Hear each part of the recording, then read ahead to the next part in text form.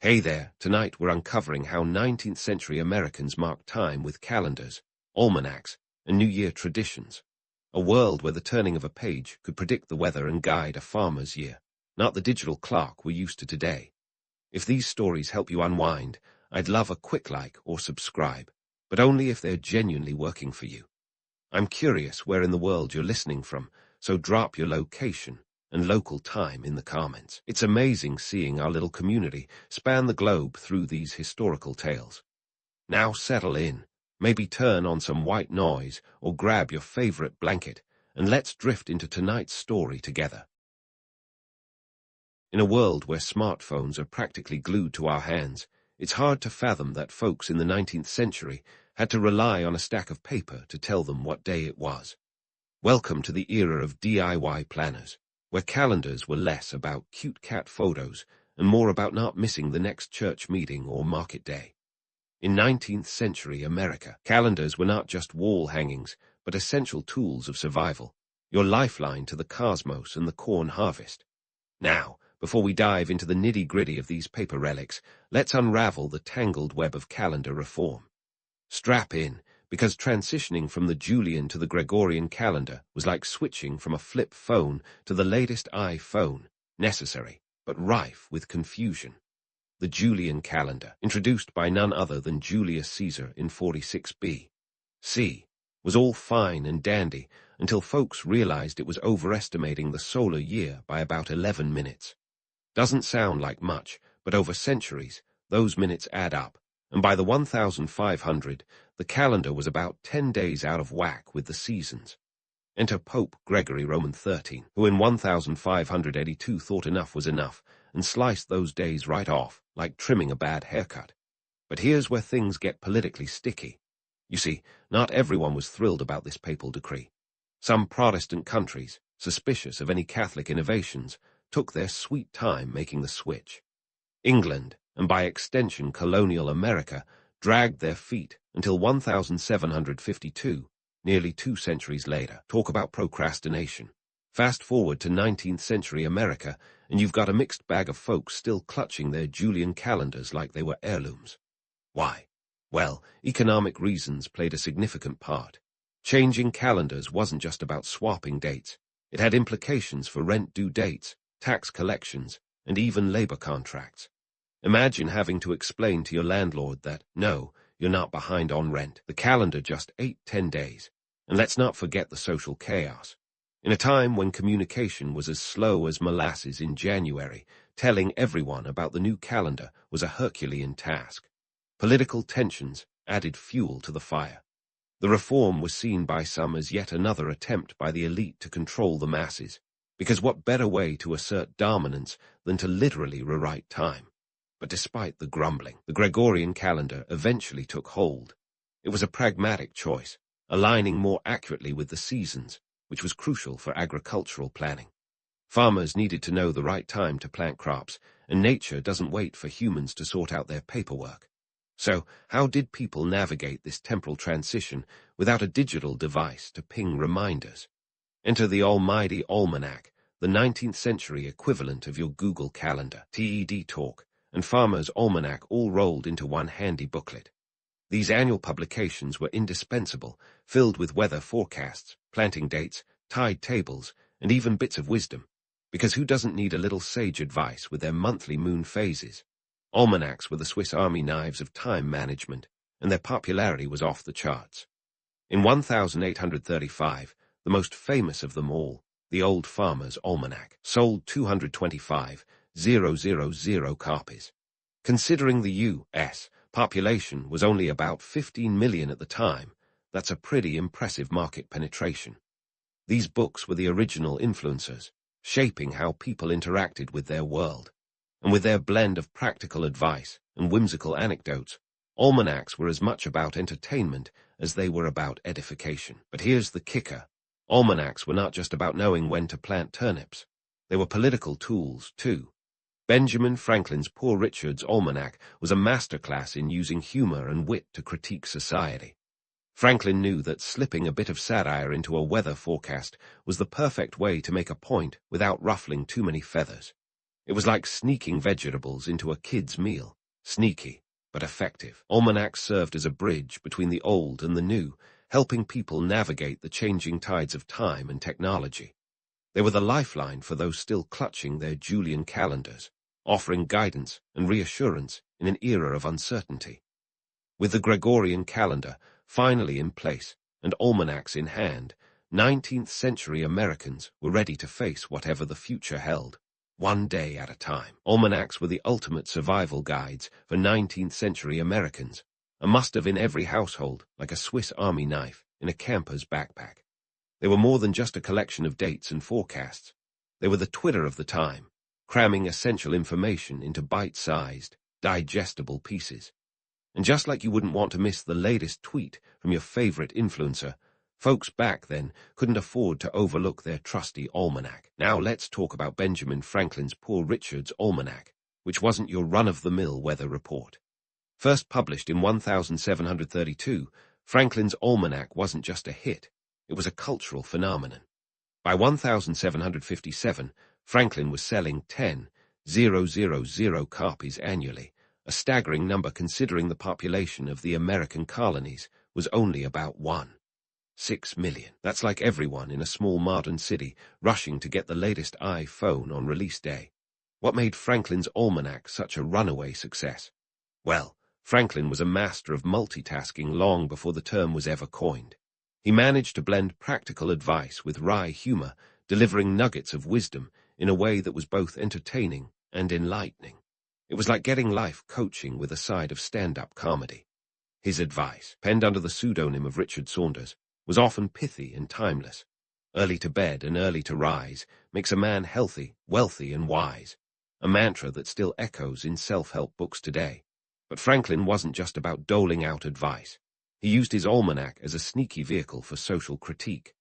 Through humor and satire, Franklin tackled issues like colonial taxation and political corruption, subtly poking the establishment without overtly ruffling feathers. It was a delicate dance, like threading a needle while riding a unicycle, but Franklin was a pro. The almanac also featured some eyebrow-raising predictions and quirky statistics that made even the boldest modern astrologers look like cautious accountants.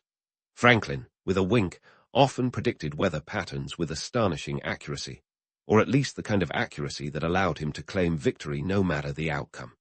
If it rained, he'd say, "See, I told you." If it didn't, the whims of nature. It was a win-win, much like predicting a 50% chance of rain today. Almanacs weren't just rural phenomena either. City dwellers, too, relied on these handy books. Imagine bustling 19th-century New York City, where almanacs helped folks navigate not just the seasons, but also the intricacies of urban life, from market days to moral guidance. They featured everything from recipes to riddles, making them a staple on every parlor table. It was the ultimate conversation starter, akin to sharing a meme over brunch today. Economically speaking, producing an almanac was no small feat. It was a low-margin, high-volume business, requiring efficient printing and distribution. Despite their popularity, the cost of producing almanacs was a constant concern. Printers had to juggle paper shortages and fluctuating ink prices with the precision of a circus performer. Not to mention, the shipping logistics were a nightmare akin to sending a fragile package through customs today, prone to delays and mishaps. The almanac's appeal lay in its ability to democratize information. In a world where literacy was still a privilege, these publications were accessible and affordable. They became the great equalizers of knowledge, offering everyone from the farmer in Ohio to the merchant in Boston a glimpse into the year's prospects. This wasn't just about knowing when to plant your potatoes. It was about navigating the social and economic tides of the time with a bit of foresight and a lot of humor. And let's not forget the competition. Franklin wasn't the only player in the game. The 19th century saw a proliferation of almanacs, each vying for readers with catchy titles and unique selling points. Some focused on astrology, others on farming, while a few even dabbled in phrenology, the now debunked science of reading character from skull shape. You heard that right. People were once convinced you could gauge someone's intelligence by measuring their head. It was a time when science and superstition danced a peculiar waltz. In this crowded market, Franklin's Almanac shone because it was more than just predictions and proverbs. It was a mirror reflecting the aspirations, fears, and humor of a nation still finding its identity. It captured the zeitgeist of an era on the cusp of revolution and change, offering both comfort and challenge to its readers. It was the original influencer's playbook, teaching us that storytelling, wit, and a touch of audacity can shape public discourse. So as we close this chapter on almanacs, let's not forget their role as the unsung heroes of 19th century America. They were the Google of their time, guiding people through the complexities of life with a blend of practicality and panache. As we venture into the next part of this historical journey, remember that the Almanac wasn't just a book. It was a lifeline, a compass, and a confidant, all wrapped into one. And that, dear listeners, is a lesson in the enduring power of the written word, long before the digital age came knocking. Yet, as we pivot from the almanacs that guided 19th century Americans through their daily grind, let's leap into a time of year when the calendar pages turned with a bit more fanfare: New Year's Eve. Now, if you think today's New Year's Eve celebrations are a raucous blend of fireworks, bubbly and questionable resolutions, you'd be right. But the roots of these traditions, a tangled mess of old-world customs and a dash of American innovation. Let's start with New York City, a place that even back in the 1800 knew how to throw a party. Picture the bustling streets of Manhattan, where the celebration was as much about community as it was about clinking glasses.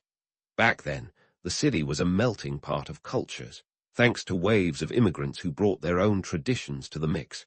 The Dutch, for instance, were among the earliest settlers, and they left their mark with the tradition of Nieuwjaarsdag, a day of open houses and communal feasting. If you were in New York, you'd make the rounds, visiting friends and neighbors, partaking in a little too much food and drink, long before the invention of Uber could whisk you home safely. But hop on a train, or more accurately, a horse-drawn carriage, and head west to the Midwest, and you'd find a starkly different scene. Here, New Year's celebrations were as subdued as a church sermon, literally. For many Midwestern towns, the arrival of the new year was a time for reflection and prayer, not revelry. Church services were the main event, offering a chance for communities to gather, sing hymns, and reflect on the year past and the one to come. It was a sobering contrast to the clinking glasses of New York's parties, but it offered something the city didn't, a sense of quiet communal introspection. Now, let's talk about the New Year's Eve kiss. We've all seen it in movies, a romantic crescendo as the clock strikes 12. But the origins of this tradition, awkward, to say the least. The custom of kissing at midnight is believed to have roots in German and English folklore, where it was thought that the first person you encountered in the new year could set the tone for the months ahead. Talk about pressure. Imagine scanning the room for the least objectionable smooch partner, lest you doom yourself to a year of bad luck. It was a social dance fraught with the kind of peril that only Jane Austen could properly capture. As the century wore on, these New Year's traditions continued to evolve, shaped by the forces of immigration and urbanization. By the late 1800, New York's celebrations had grown even more extravagant, with fireworks displays and grand balls that would make a Bridgerton soiree look like a quiet night in. These events weren't just about welcoming the new year. They were a chance to see and be seen, to flaunt wealth and status in a city that was quickly becoming the cultural capital of America. In the Midwest, meanwhile, the church bells kept ringing, but even here, change was afoot. As towns grew and communication improved, the influence of urban traditions began to seep in. Some communities started hosting public gatherings, combining the piety of church services with the camaraderie of a neighborhood fete. It was a delicate balancing act, like trying to mix oil and water, but it reflected the broader social shifts of the time, a move towards a more interconnected, and yes, more secular society. Economically, these celebrations were a boon for local businesses. In New York, taverns and inns thrived during the holiday season, selling enough spirits to float a battleship. Merchants hawked everything from fine clothes to fireworks, capitalizing on the festive spirit. The Midwest, though less extravagant, still saw a bump in trade as people stocked up on holiday essentials, candles, winter provisions, and yes, the occasional bottle of something stronger than tea. So, what do these diverse celebrations tell us about 19th century America?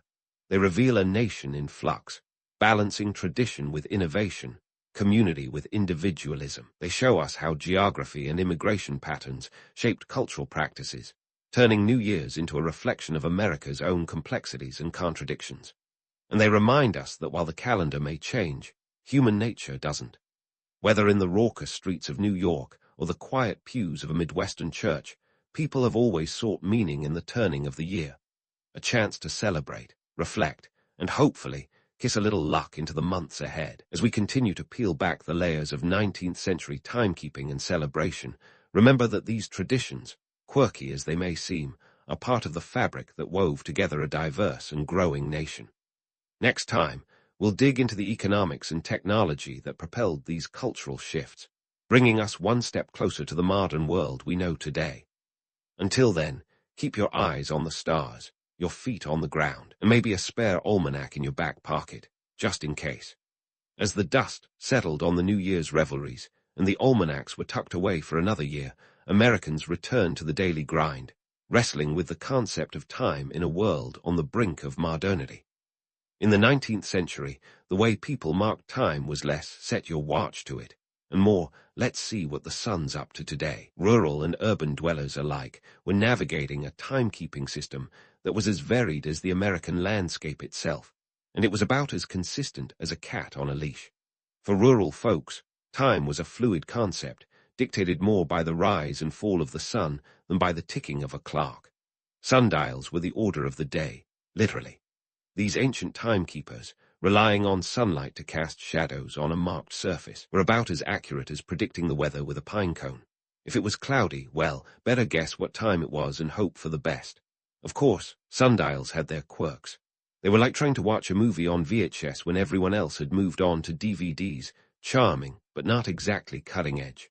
Pocket watches, on the other hand, were the haute couture of timekeeping, a status symbol that said, "I have somewhere to be, and I know exactly when to be there." These little marvels of engineering were as much about fashion as they were about functionality. In 1800, a pocket watch might set you back about $200, a pretty penny considering the average annual income was around $300. Imagine dropping 2/3 of your salary on a single accessory today. It's like buying a luxury car just to impress the neighbors. In the bustling urban centers, public clocks began to emerge as the arbiters of time. Towering over city squares, they were both a technological triumph and a source of endless frustration. These mechanical marvels often needed constant maintenance, with city officials scrambling to keep them in sync. It was a bit like trying to organize a group chat with friends in different time zones. Everyone had an opinion, but no one was ever quite on the same page. But as the 19th century rolled on, the need for standardized time became as pressing as finding a good Wi-Fi signal today. Enter the railroad industry, the driving force behind America's obsession with punctuality. With trains crisscrossing the nation, bringing with them both opportunity and chaos, it became glaringly obvious that operating on a mishmash of local times was like trying to follow a recipe where every ingredient comes with a different measurement system. If you thought missing a train was frustrating now, imagine doing it because the station clock was running on a different time zone than your pocket watch. The railroads demanded a solution, and that solution was time standardization. On November 18, 1883, known as the Day of Two Noons, the U.S. adopted 4 time zones, a radical move that reshaped the national landscape. It was like getting the whole country to agree on a single Netflix show to binge-watch. No small feat in an era when even agreeing on a calendar had been a Herculean task. The economic implications were enormous. Trains could now run on time, or at least closer to it. Freight schedules became more predictable, and businesses thrived under the newfound efficiency. Yet, the shift to standardized time wasn't without its detractors. Many viewed it as an imposition on their personal freedom, a sign of creeping industrial control over rural life. It was seen by some as yet another way for the urban elite to dictate the pace of life, an echo of the suspicions that had greeted the Gregorian calendar. This resistance was a testament to the enduring tension between tradition and progress, a theme as American as apple pie or as divisive as pineapple on pizza. The transition wasn't smooth. Some towns clung to their local time, resisting the railroad's siren call. It was a classic case of not in my backyard, with communities preferring the old ways, even if they were as unreliable as a politician's promise.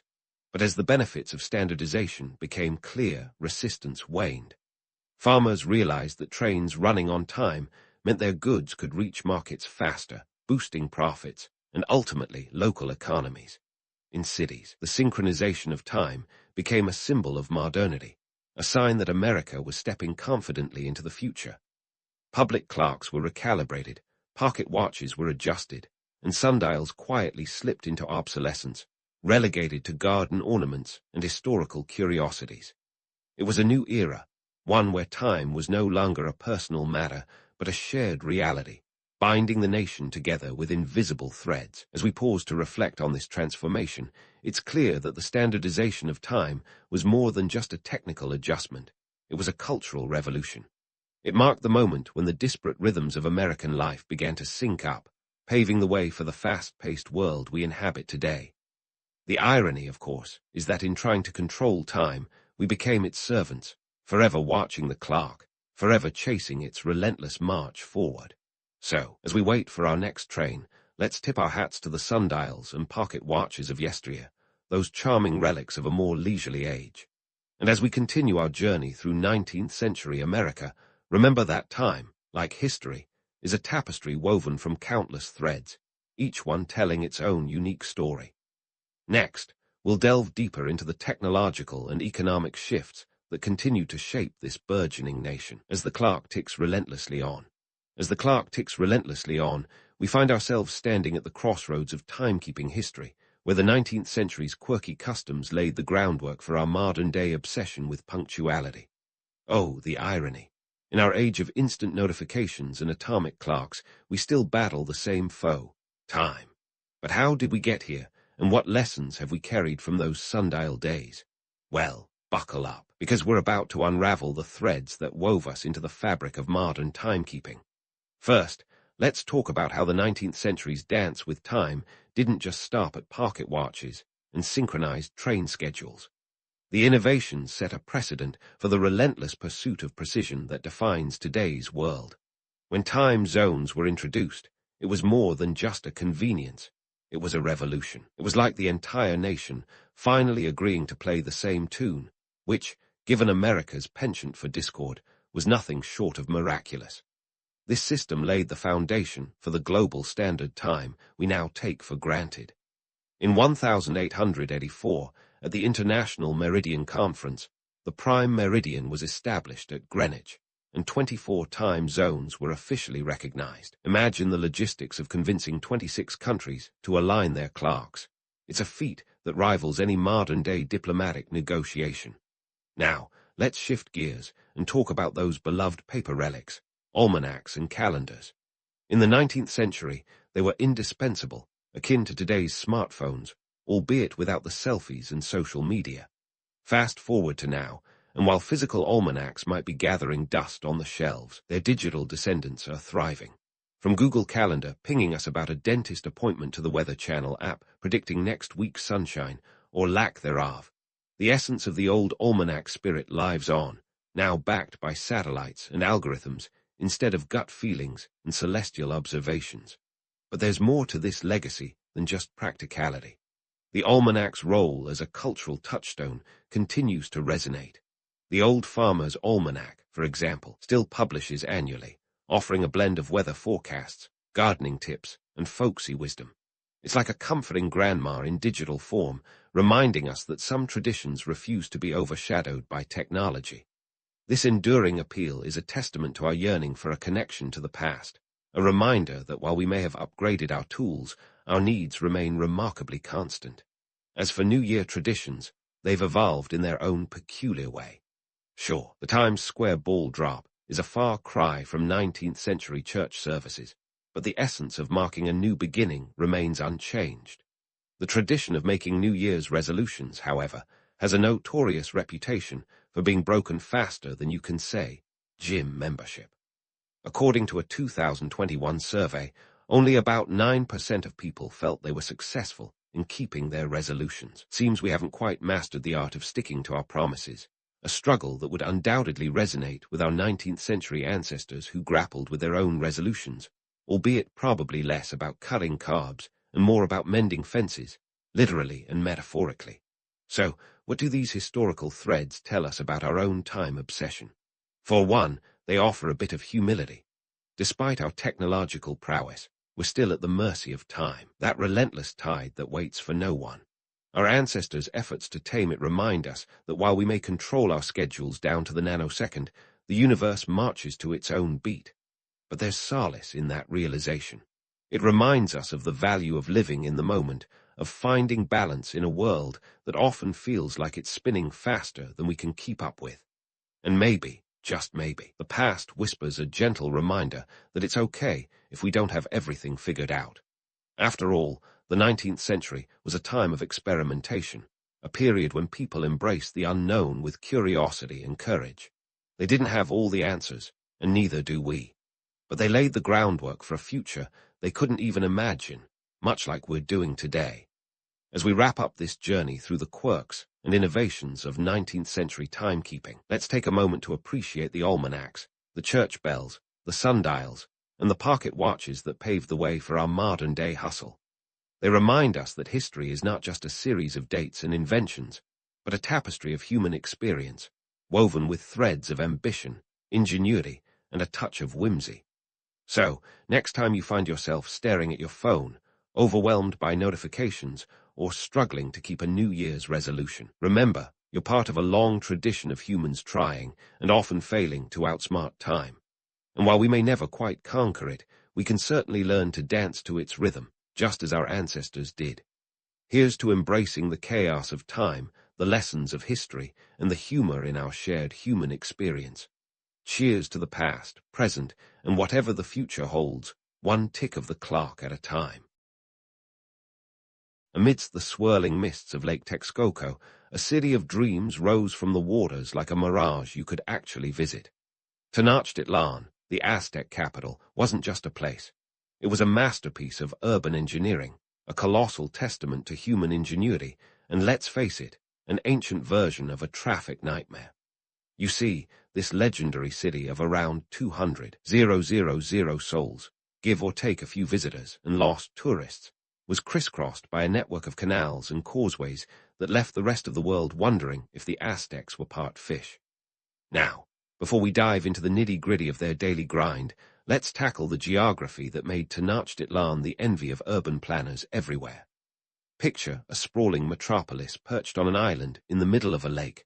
No big deal, right? Tenochtitlan was connected to the mainland by three major causeways, those being the avenues de jour that allowed everything from bustling market trade to military parades.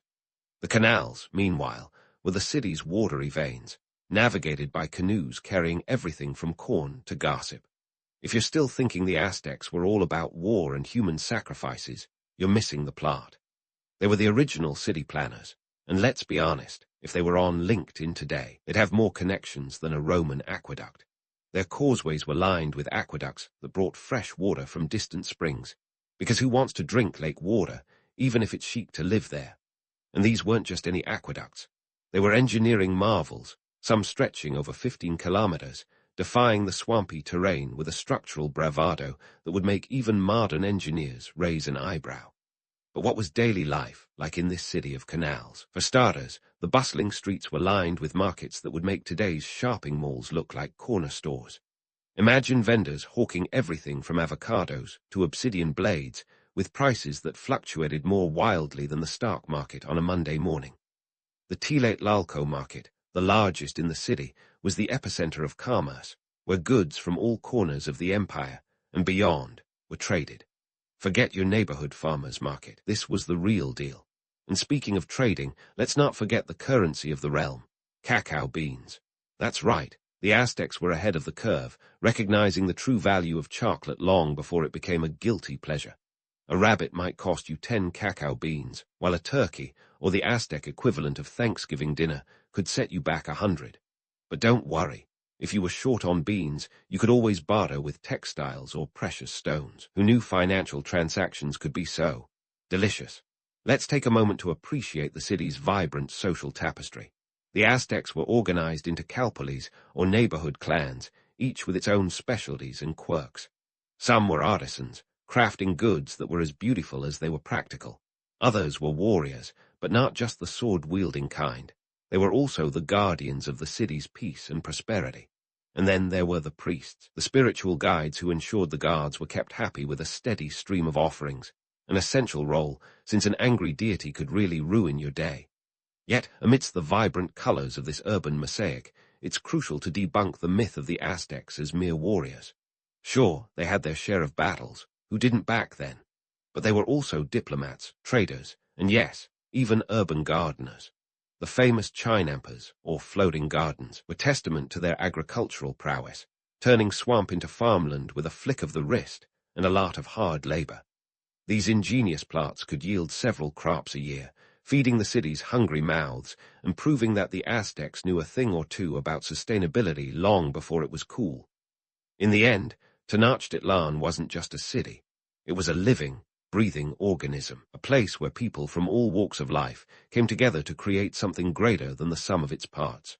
It was a testament to the Aztecs' ability to adapt, innovate, and thrive in an environment that would have left lesser societies floundering. So, next time you're stuck in traffic or cursing your morning commute, spare a thought for those ancient engineers who turned a swamp into a wonder.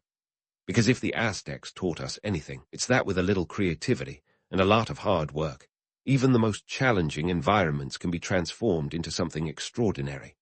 Now, let's take a peek behind the curtain of Tenochtitlan's bustling streets and vibrant markets to meet the real VIPs of the city, the social elite. We're talking about the noble class, the priests who had a hotline to the guards, and the warrior elite who made sure no one messed with the Aztec way of life. Imagine a society where status wasn't just a perk, it was practically an Olympic sport. First up, the noble class, or Pippleton. These guys weren't just sitting pretty in their feathered hats, they were the backbone of the Aztec power structure. The Pippleton were the movers and shakers, handling everything from governance to diplomacy, and their opulent lifestyles were funded by tribute from conquered territories. Picture this. You have a steady flow of luxury goods like jade, gold, and exotic feathers rolling in from all corners of the empire. It was like a never-ending Black Friday sale, only instead of TVs, you were stocking up on turquoise and jaguar pelts. These tributes weren't just for show. They were a testament to the Aztecs' prowess in battle and diplomacy, a reminder that they were top dogs in Mesoamerica. But it wasn't all gold and feathers. The Pippleton had responsibilities, too. They were expected to lead by example, embodying the virtues of courage, wisdom, and devotion to the guards. They played a crucial role in maintaining the social order, acting as judges and administrators. And if you thought they could slack off just because they were born into privilege, think again. Even the noble youths had to hit the books, or else hit the bricks, quite literally. The Aztec education system was no joke. Young nobles attended Almanac, a school where they were rigorously trained in history, warfare, religion, and the arts. It was a bit like being in a highly selective prep school, only with more human sacrifice and less lacrosse. Now, let's talk about the priests, the spiritual elite who could make or break your day with a single blessing or curse. These were the folks who ensured the guards were kept happy, which, as you might imagine, was a full-time job. The priests performed religious rituals, organized festivals, and maintained the sacred calendar, which was more complex than trying to remember all your online passwords. They also had a hand in education, teaching young nobles about the religious duties and cosmology that underpinned Aztec society. But don't let the robes fool you. These priests wielded real power. They were advisors to the emperor and had a say in matters of state, making them as influential as they were pious. And then there were the warrior elite, the eagle and jaguar warriors, who were the rock stars of the Aztec military machine. These guys didn't just fight, they lived for battle. They were the special forces of the empire, handpicked for their skill, bravery, and ability to look intimidating in animal-themed helmets. Their primary role was to capture prisoners for sacrifice, a task they approached with the enthusiasm of a kid in a candy store. But here's the kicker. Success in battle was a fast track to social mobility. A commoner could rise through the ranks and earn noble status by capturing a sufficient number of prisoners. It was like the Mesoamerican version of reality TV, where instead of roses, you were awarded prestige and land. So, what made these warriors tick? Well, apart from the glory and prestige, there was the promise of a cushy afterlife. The Aztecs believed that fallen warriors would accompany the sun on its journey through the sky, a celestial gig that was worth a few scratches and bruises. But let's not romanticize it too much. The reality was harsh. Constant warfare meant a significant risk of death, but it also kept the empire's wheels turning. Conquest brought in new territories, resources, and of course, those all-important human sacrifices that kept the guards appeased.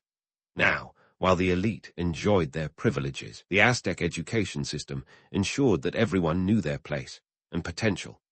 Education was mandatory, and every child attended school, a concept that might have shocked some of their contemporaries elsewhere in the world. For the commoners, or Mesopotamian, there was the Tenochtitlan, a school that emphasized practical skills like farming, warfare, and trades. It was like vocational training with a dash of military boot camp. Education system wasn't just about imparting knowledge. It was a tool for social cohesion, ensuring that everyone, from the lowliest commoner to the loftiest noble, knew their role in the grand tapestry of Aztec society. So, if you're picturing the Aztecs as a society of uneducated warriors, it's time to hit the refresh button. This was a civilization that valued learning and discipline, where even the elite couldn't coast on their laurels. Education was a great equalizer, ensuring that everyone contributed to the empire's success. And while the nobles might have had more feathers in their hats, they still had to earn their stripes, one cacao bean at a time. In the end, Tenochtitlan's social structure was as intricate as the city itself, a complex web of privilege, duty, and opportunity. It was a society where status was hard-won, and the stakes were sky-high. So, next time you find yourself daydreaming about the so-called good old days, remember that even the Aztec elite had to roll up their sleeves and dive into the nitty-gritty of empire building. Because in Tenochtitlan, as in life, the only constant was change, and the occasional human sacrifice to keep things interesting. As the Aztec elite were busy orchestrating the grand tapestry of Tenochtitlan's social order, the city's heartbeat pulsed within its throbbing marketplaces. Welcome to the economic epicenter of the Aztec Empire, where the hustle and bustle of trade could make Wall Street look like a sleepy Sunday market. We're talking about Tenochtitlan, the grand bazaar of Mesoamerica, a place so vibrant and chaotic that if you could bottle its energy, you'd probably solve the global energy crisis.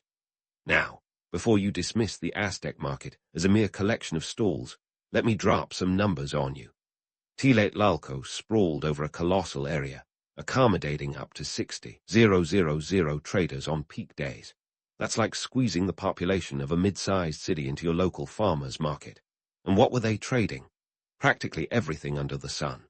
From the mundane to the exotic, the marketplace offered everything from everyday essentials like maize and beans to luxury items like jade, obsidian, and feathers, flamboyant enough to make a peacock blush. But let's talk currency, because if you think cryptocurrency is avant-garde, let me introduce you to the Aztec pioneers of alternative finance. The star of the show, cacao beans.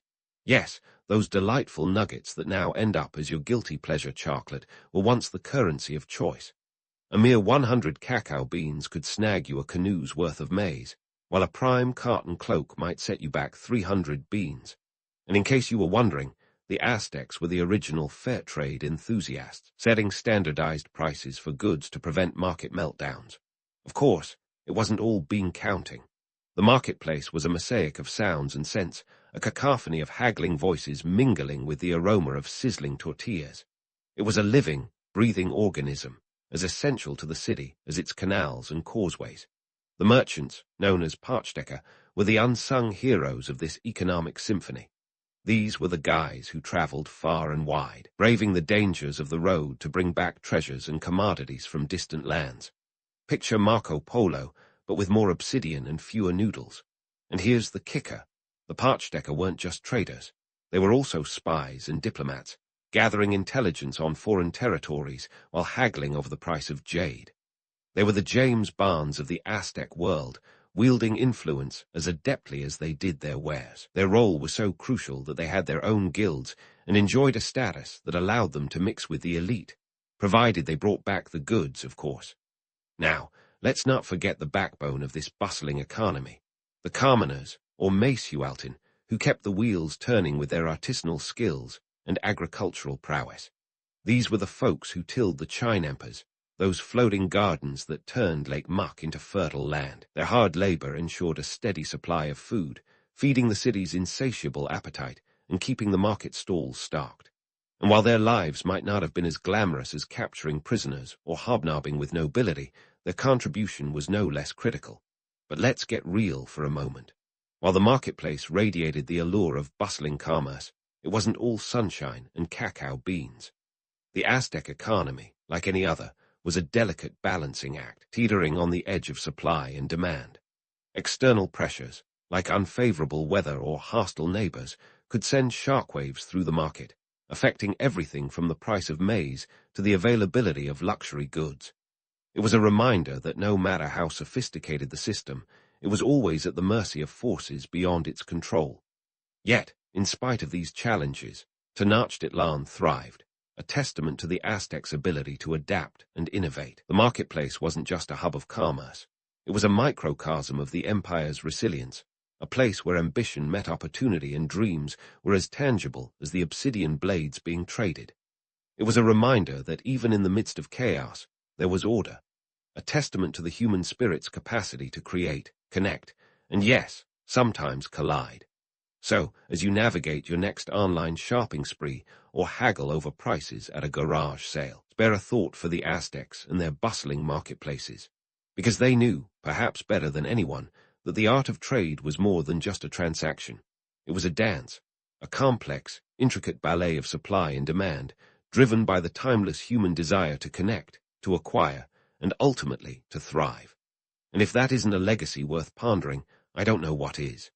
Let's shift gears from the bustling marketplace of Tenochtitlan to the hallowed halls of Aztec justice, where the law was as intricate as a Toltec tapestry and as unforgiving as a jaguar's bite. Picture this, a legal system so finely tuned and layered that even today's courtroom dramas would pale in comparison. The Aztecs knew that to maintain an empire as vast and diverse as theirs, you couldn't just wing it with a slapdash set of rules. No, sir, they had a legal code that would make even Judge Judy raise an eyebrow in approval. First things first, let's talk about the judges. These weren't your average robe-wearing gavel smashers. They were high-ranking nobles dressed in resplendent feathered capes that screamed, "I mean business." You can almost picture them swishing into court, leaving a trail of awe and maybe a few envious glances. Their job was no walk in the Chinempper. They were tasked with interpreting a legal system that could rival a modern-day tax code in complexity. And forget about the jury of your peers. Aztec justice was often swift and decisive, with judges holding the fate of defendants in their hands like a cacao bean precariously balanced on the edge of a table. Now, the Aztecs had a legal framework that was both sophisticated and, let's be honest, a bit terrifying.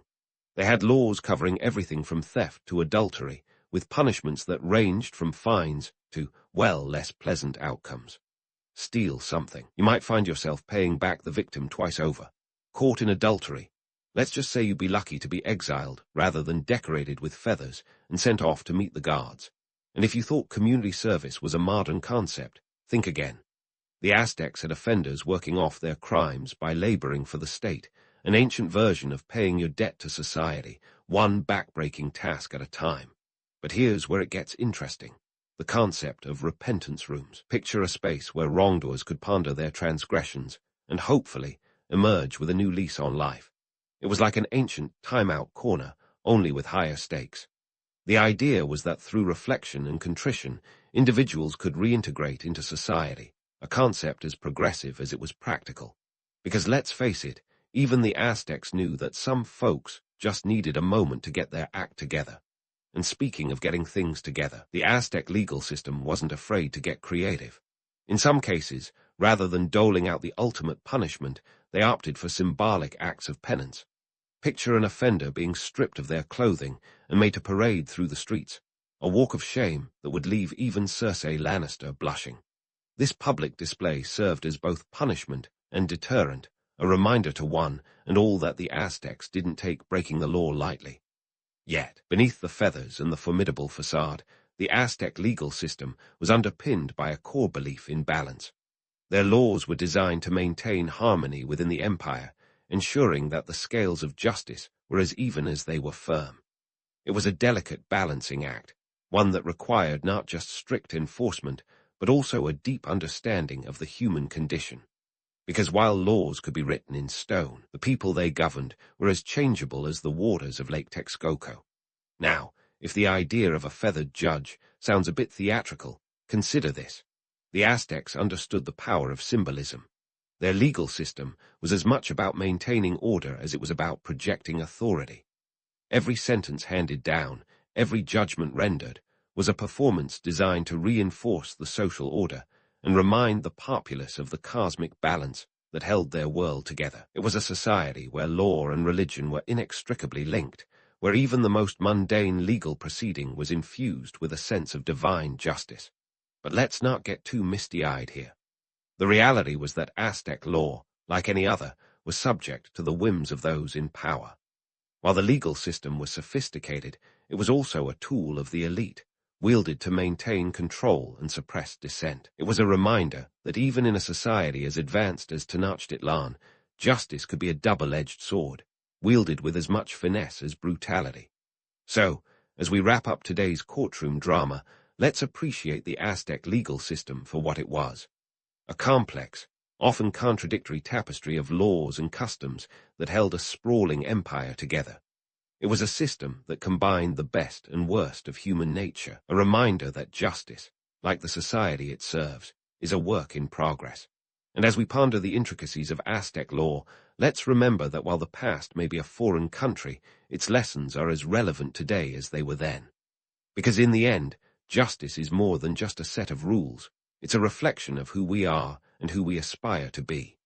As we leave the shadow of Tenochtitlan's courtrooms, feathered judges and all, let's prepare to dive into the city's final chapters.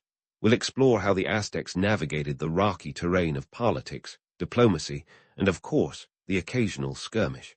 Because in Tenochtitlan, as in life, the art of governance was as much about guile as it was about grit. Stay tuned, because the Aztec story is far from over, and there's plenty more history to unravel. As we pivot from the intricacies of Aztec governance, we're plunging headfirst into the spiritual waters that washed over Tenochtitlan and shaped its society. Imagine religion not just as a Sunday ritual, but as the pulsating heart of every social order, political decision, and yes, even the building plans. Because in the Aztec world, the divine was in the details, and sometimes those details were downright spine-chilling. Let's start with the basics. The Aztecs were polytheists, and their pantheon was as crowded as a Tlatelolco market on a good day. We're talking over 200 gods, each with their own quirks, responsibilities, and let's be honest, pretty demanding wish lists. The big kahunas were Huitzilopochtli, the sun and war god, and Tlaloc, the rain god, both of whom had more mood swings than a reality TV star. Keeping them happy wasn't just a spiritual duty, it was a matter of survival. After all, a peeved sun god could literally leave you in the dark, while a miffed rain god could turn your chinampers into a mud bath. Now, let's get to the elephant, or rather, the sacrificial altar, in the room, human sacrifice. Ah yes, the piece de resistance of Aztec rituals, both infamous and misunderstood. The Aztecs believed that human blood was a divine elixir, a necessary offering to keep the cosmos spinning. It was believed to nourish the gods, who in turn would ensure the sun rose and the rains fell. It sounds grim, but before we judge too harshly, let's remember that every culture has its peculiarities. Some just involve more obsidian knives than others. But here's the kicker. Human sacrifice wasn't just about appeasing the gods. It was theater, politics, and religion rolled into one. The Aztecs knew that power was as much about perception as it was about force, and those sacrificial ceremonies were the ultimate spectacle. Picture the great temple of Tenochtitlan, its twin temples standing like sentinels over the city. On one side, Huitzilopochtli's temple blazed with the sun's fire, while Tlaloc's dripped with the promise of rain. Sacrifices here weren't just offerings, they were declarations of power, a reminder to the people and conquered foes alike of who held cosmic sway. Let's take a moment to debunk a persistent myth, the idea that the Aztecs were bloodthirsty maniacs. While sacrifices did occur, they weren't as frequent as Hollywood tropes would have you believe. They were, in fact, woven into the fabric of major festivals and ceremonies, often coinciding with agricultural cycles and political events. It's a bit like tying the knot between the Earth's bounty and the city's prosperity. And while we're at it, let's address another misconception. The victims weren't always captives. Sometimes they were volunteers, chosen for their purity and readiness to join the celestial ranks, a twist that gives dying for a cause a whole new meaning. Now, if all this sounds like a cosmic soap opera, it's because it kind of was. But it was also a sophisticated system that underscored every aspect of Aztec life. Religion wasn't a separate sphere. It bled into governance, education, and even urban planning. The city's layout mirrored the cosmos, with temples and causeways aligning with celestial bodies. It was a living map of the universe, a reminder that divine order was as much about earthly experience as heavenly aspirations. This seamless integration of the spiritual and the mundane left a legacy that's hard to ignore. Tenochtitlan was a city that thrived on balance and interconnectedness, principles that resonate in today's urban design. Look at any modern metropolis, and you might see a glimmer of Aztec genius, integrated public spaces, efficient water systems, and a dedication to sustainable living. The Aztecs were masters of their environment, transforming a swampy island into a beacon of sophistication, an achievement that still echoes through the ages. As we wrap up our journey through Tenochtitlan, let's pause to consider its enduring legacy. The city's fall in 1521, the hands of Hernán Cortés and his conquistadors, was brutal and swift. But while the physical city crumbled, its spirit lived on, an indelible mark on history and culture. The Aztecs' innovations in urban planning, their complex social structures, and even their spiritual worldview continue to intrigue and inspire. They've left us a blueprint of resilience, a reminder that even in the face of overwhelming odds, human ingenuity and spirit can create wonders. So next time you find yourself navigating a modern city grid or marveling at a sustainable garden, give a nod to the Aztecs. Because in their world, every stone, every canal, and every ritual was a testament to the incredible power of human imagination and the relentless pursuit of harmony. Tenochtitlan may have vanished into the annals of history, but its legacy endures, a testament to the fact that while empires may fall, their stories, like the stars, continue to shine. In the bustling streets of late 19th century Poland, a pint-sized revolutionary with a fiery spirit was already making waves. Enter Rosa Luxemburg, a name that would soon be etched into the annals of radical history. Born in 1871 in Zamość, a town just about big enough to host a few thousand souls and one particularly obstinate child, Rosa was the kind of kid who didn't just ask questions. She demanded answers, and she wanted them in multiple languages, mind you. By the time most kids were fumbling through their ABCs, Rosa was already juggling Polish, German, and Russian like some linguistic acrobat. Her early knack for languages wasn't just a party trick. It was a passport to the world of ideas and debates far beyond her provincial roots. But let's not romanticize too much here. Yes, she was brilliant, but it wasn't all sunshine and enlightenment. Growing up Jewish in Russian-controlled Poland wasn't exactly a cakewalk. Anti-Semitic laws were as common as the cobblestones on which she trod, and the Tsarist regime wasn't exactly topping any freedom of speech charts. By the tender age of 16, Rosa was already knee-deep in political activism. Now, most of us at that age were probably trying to figure out how to sneak past curfew without getting grounded. But Rosa, she was busy organizing strikes and writing pamphlets that probably got her teachers wishing she was just a bit less inquisitive. There's a delightful story from her school days where she reportedly compared her teachers to the Tsar's regime. That's right. She called out her educators for being as oppressive as the authoritarian state itself. Talk about a bold move. But it wasn't all rebellious rhetoric. Rosa had a penchant for letter writing that would put today's keyboard warriors to shame. In an era where mail delivery was as slow as molasses, we're talking weeks, not days, she penned letters with the kind of fervor that would make even the most dedicated pen pals blush. Her correspondence was not just prolific, but also piercing, often dissecting political theories with the precision of a surgeon. Now, let's talk numbers. By the time she was 18, Rosa had co-founded a political party, the Proletariat Party of Poland. Not exactly your typical teenage extracurricular. This wasn't just any party. It was a revolutionary socialist party aimed at upending the socio-political landscape of Russian-occupied Poland. She wasn't just playing dress-up in revolutionary garb. She was in the trenches, organizing workers and advocating for radical change. Rosa's first brush with political organizing came with a healthy dose of reality. Her activism led to the arrest of many of her comrades, a stark reminder that the Tsarist regime didn't take kindly to dissenters. But for Rosa, the risk was part of the deal. She believed in her cause with the kind of fervor that could probably melt iron bars. Her early years were a whirlwind of activity and danger. While her peers were probably figuring out what to wear to the next social gathering, Rosa was strategizing ways to evade the ever-watchful eyes of the Russian secret police. And yet, despite the constant threat of arrest, she remained undeterred. In 1889, at the age of 18, she fled to Switzerland, a move that was as much about survival as it was about continuing her education. Switzerland, with its liberal policies and burgeoning intellectual scene, was a haven for exiled radicals. Here, she enrolled at the University of Zurich, one of the few places at the time where women could actually pursue higher education. But let's not get carried away with the idyllic image of Switzerland as a land of academic freedom and fondue. Sure, it was more liberal than Russia, but it was also a hotbed of revolutionary intrigue, where exiled thinkers plotted the downfall of regimes over coffee and cigarettes. In Zurich, Rosa found herself amidst a vibrant community of exiles, intellectuals, and fellow agitators. She quickly became a fixture in these circles, her passion and intellect drawing people to her like moths to a flame. It was here that she honed her theoretical skills, delving into Marxist theory with the kind of intensity that would make even the most devoted scholars take notice. Through it all, there was an undeniable charm to Rosa's relentless pursuit of knowledge and justice.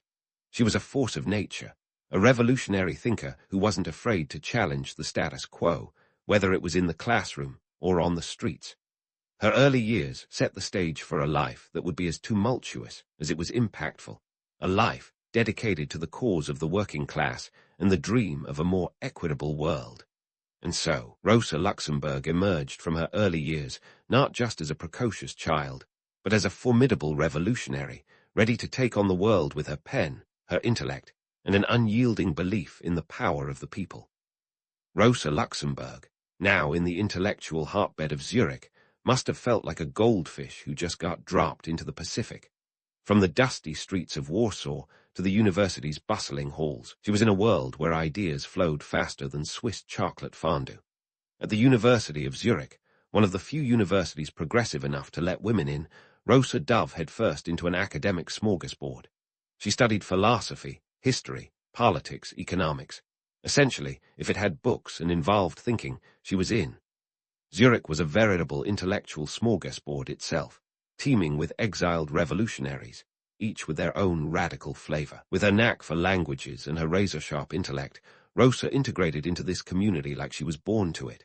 Here, she didn't just blend in, she stood out, becoming a force to be reckoned with. Her debates were legendary. Think of them as the 19th century version of viral TED talks, but with more existential angst and fewer PowerPoint slides. One of her favorite sparring partners, Eduard Bernstein, the man who dared to suggest that maybe, just maybe, Marxism needed a little touch-up. Bernstein was the poster child for revisionism, which was essentially the philosophical equivalent of showing up to a punk rock concert in a suit. Rosa, a purist at heart, was having none of it. Their debates were the intellectual equivalent of a high-stakes chess match, with the occasional verbal karate chop. Bernstein believed in gradual change, a sort of let's evolve into socialism mindset. Rosa, on the other hand, was more of a let's smash the state and start fresh kind of gal. It wasn't just a difference in tactics, it was a clash of worldviews, and Rosa had a way of dismantling Bernstein's arguments that was as elegant as it was brutal. She had the ability to take his carefully constructed arguments and unravel them with a single, well-aimed sentence. Think of it like Jenga, but with political theory. Her critiques were not just about dismantling Bernstein's ideas, but were also about articulating a vision of socialism that was uncompromising and visionary. She argued that without revolutionary fervor, socialism would lose its soul. To her, Bernstein's approach was like trying to win a marathon by ambling along at a leisurely stroll. Rosa wasn't interested in slow progress. She was in it for the sprint, but let's not paint this as a simple black and white clash of ideas. Zurich was also where Rosa honed her understanding of economic realities. Switzerland, while liberal in some respects, was no utopia. The country was grappling with industrialization, and the economic disparities were as stark as a Swiss winter landscape. Rosa absorbed it all, blending her theoretical insights with the gritty realities of working-class life. And boy, did she have her work cut out for her. The male-dominated world of Marxist theory was a club with a "no girls allowed" sign plastered on the door. But Rosa, with her characteristic flair, didn't just knock. She kicked the door wide open. She was a force of nature, not content to merely participate, but determined to lead. She was the kind of person who, when told she couldn't do something, would turn around and do it twice just to prove a point. In her academic pursuits, Rosa wasn't just reading Marx's Das Kapital. She was practically inhaling it. She dissected the work with the precision of a surgeon, understanding not just the words but the implications. She didn't just read theory, she lived it, and she wasn't afraid to call out those who she felt were watering down the message. Her critiques were as sharp as the Alps and just as inescapable.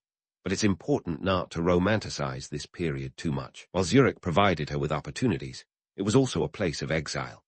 Rosa was far from home, a constant reminder of the oppressive regime she'd fled. The shadows of her friends' arrests and the oppressive Tsarist regime loomed large. Yet, even in exile, she was a beacon of hope and defiance. She continued to write prolifically, her correspondence a lifeline to the revolutionary world beyond Switzerland's borders. Rosa's time in Zurich was as much about personal transformation as it was about academic achievement. It was here that she truly became an intellectual giant, her ideas evolving and crystallizing in the crucible of debate and discourse. She was not just a student of Marxism. She was a pioneer, pushing the boundaries of what it meant to be a revolutionary theorist. Her clashes with Bernstein and others were not just intellectual exercises, but were foundational in shaping the future of socialist thought. They highlighted the tensions within the movement, debates that would echo through the 20th century and beyond. Rosa Luxemburg wasn't content to be a footnote in these discussions. She was determined to write her own chapter. As she navigated the intellectual circles of Zurich, Rosa was not just preparing for her next move. She was reshaping the very landscape of revolutionary theory. Her time in Switzerland was a proving ground, a place where her ideas took flight. And though her path was fraught with challenges, she never wavered in her commitment to her cause. In the end, Rosa Luxemburg emerged from Zurich not just as an academic, but as a revolutionary leader, ready to take on the world with her pen, her intellect, and an unyielding belief in the power of the people. Her journey was far from over, and the revolution she envisioned was still on the horizon. But in the vibrant heart of Zurich, she had laid the groundwork for a life that would challenge, inspire, and transform the world. And so, with her intellectual arsenal fully loaded, Rosa Luxemburg set her sights on the German political scene, a veritable circus of ideologies where she was about to perform her high-wire act. Germany, at the turn of the 20th century, was a nation in flux, the kind of place where the old world and the new were locked in a perpetual dance-off. The streets of Berlin were teeming with socialists, trade unionists, and enough political tension to power a small city. It was here that Rosa, with her effervescent charisma and razor-sharp mind, would find her next battlefield. In 1898, Rosa joined the SPD, or the Social Democratic Party of Germany, which was the political equivalent of joining a rock band that was trying to break out of its garage phase. The SPD was the largest socialist party in Europe, boasting a membership that would make most other political outfits green with envy. But don't let those impressive numbers fool you. The party was also a hotbed of infighting, with factions so numerous you'd think they were breeding in the cloakroom. Rosa was about to shake things up in a way that would make even the most seasoned party members sit up and take notice. Her entry into the SPD was nothing short of explosive. Rosa had a knack for turning party conventions into intellectual gladiator games, where her wit and wisdom were her weapons of choice. She was the kind of speaker who could hold a room spellbound, not just because she knew her stuff, but because she had a way of making even the most drab economic statistics sound like the plot of a thriller. Her speeches were peppered with humor, sharp critiques of her comrades, and the occasional zinger that left her political opponents scrambling for cover. Take, for instance, her legendary takedown of the Erfurt program, the SPD's official policy document. Rosa argued that the party's commitment to gradual reform was about as effective as trying to stop a freight train with a feather. She was an unabashed critic of what she saw as the SPD's half-hearted approach to Marxism. Her stance was clear. Revolution wasn't a hobby, it was a necessity. If the SPD was the Titanic, Rosa was the iceberg, ready to steer the party towards the kind of radical action she believed was essential. And then there were her critiques of her political opponents, which were delivered with a blend of humor and scathing precision. She had a way of making her adversaries look like they'd shown up to a sword fight with a butter knife. Her ability to reduce complex economic theories to biting one-liners was a talent that would have made her a social media darling had she been born a century later. One of her favorite targets was Karl Kautsky, a leading SPD theorist, whom she famously accused of having the revolutionary zeal of a damp dishcloth. But it wasn't all fun and games. Rosa's unyielding stances often put her at odds with the SPD leadership, who saw her as a bit of a loose cannon. Yet, that was precisely why she was so important to the movement. Her presence was a constant reminder that the fight for socialism wasn't just about policy papers and parliamentary debates. It was about real change, the kind that rattled the foundations of the status quo. Of course, being a revolutionary in the early 1900s wasn't all speeches and debates. Rosa's activism often led her into trouble with the law, which seemed to view her as some sort of walking, talking subversive threat. In 1904, she was arrested for the first time in Germany, a rite of passage for any self-respecting dissident. The charge, insulting the Kaiser, a crime that sounds almost quaint until you realize the kind of draconian measures the authorities were willing to employ to silence dissent. Rosa's run-ins with the law were as much a part of her legend as her fiery speeches. Her most absurd arrest came when authorities deemed her written works more dangerous than a stick of dynamite. Yes, you heard that right. In a move that would make even the most paranoid conspiracy theorist raise an eyebrow, German police decided that Rosa's books were a threat to national security. It was as if they believed that her writings could somehow leap off the page and start a revolution all on their own. Somehow, the notion of words as weapons had never been taken quite so literally. But Rosa took these arrests in stride, treating them as badges of honor in her relentless pursuit of justice. Her time in prison was never wasted. She used it to write, think, and plan her next moves. If anything, incarceration only seemed to fuel her determination. She emerged from each stint behind bars with a renewed vigor, ready to take on a world that seemed determined to silence her. Her life in Germany was a whirlwind of political activity and intellectual engagement, marked by a chaotic blend of public appearances, private correspondences, and the occasional brush with the law. Yet, through it all, she remained steadfast in her commitment to the cause. Rosa Luxemburg was not just a participant in the socialist movement. She was a catalyst, a force that stirred the pot and kept the flames of revolution burning bright.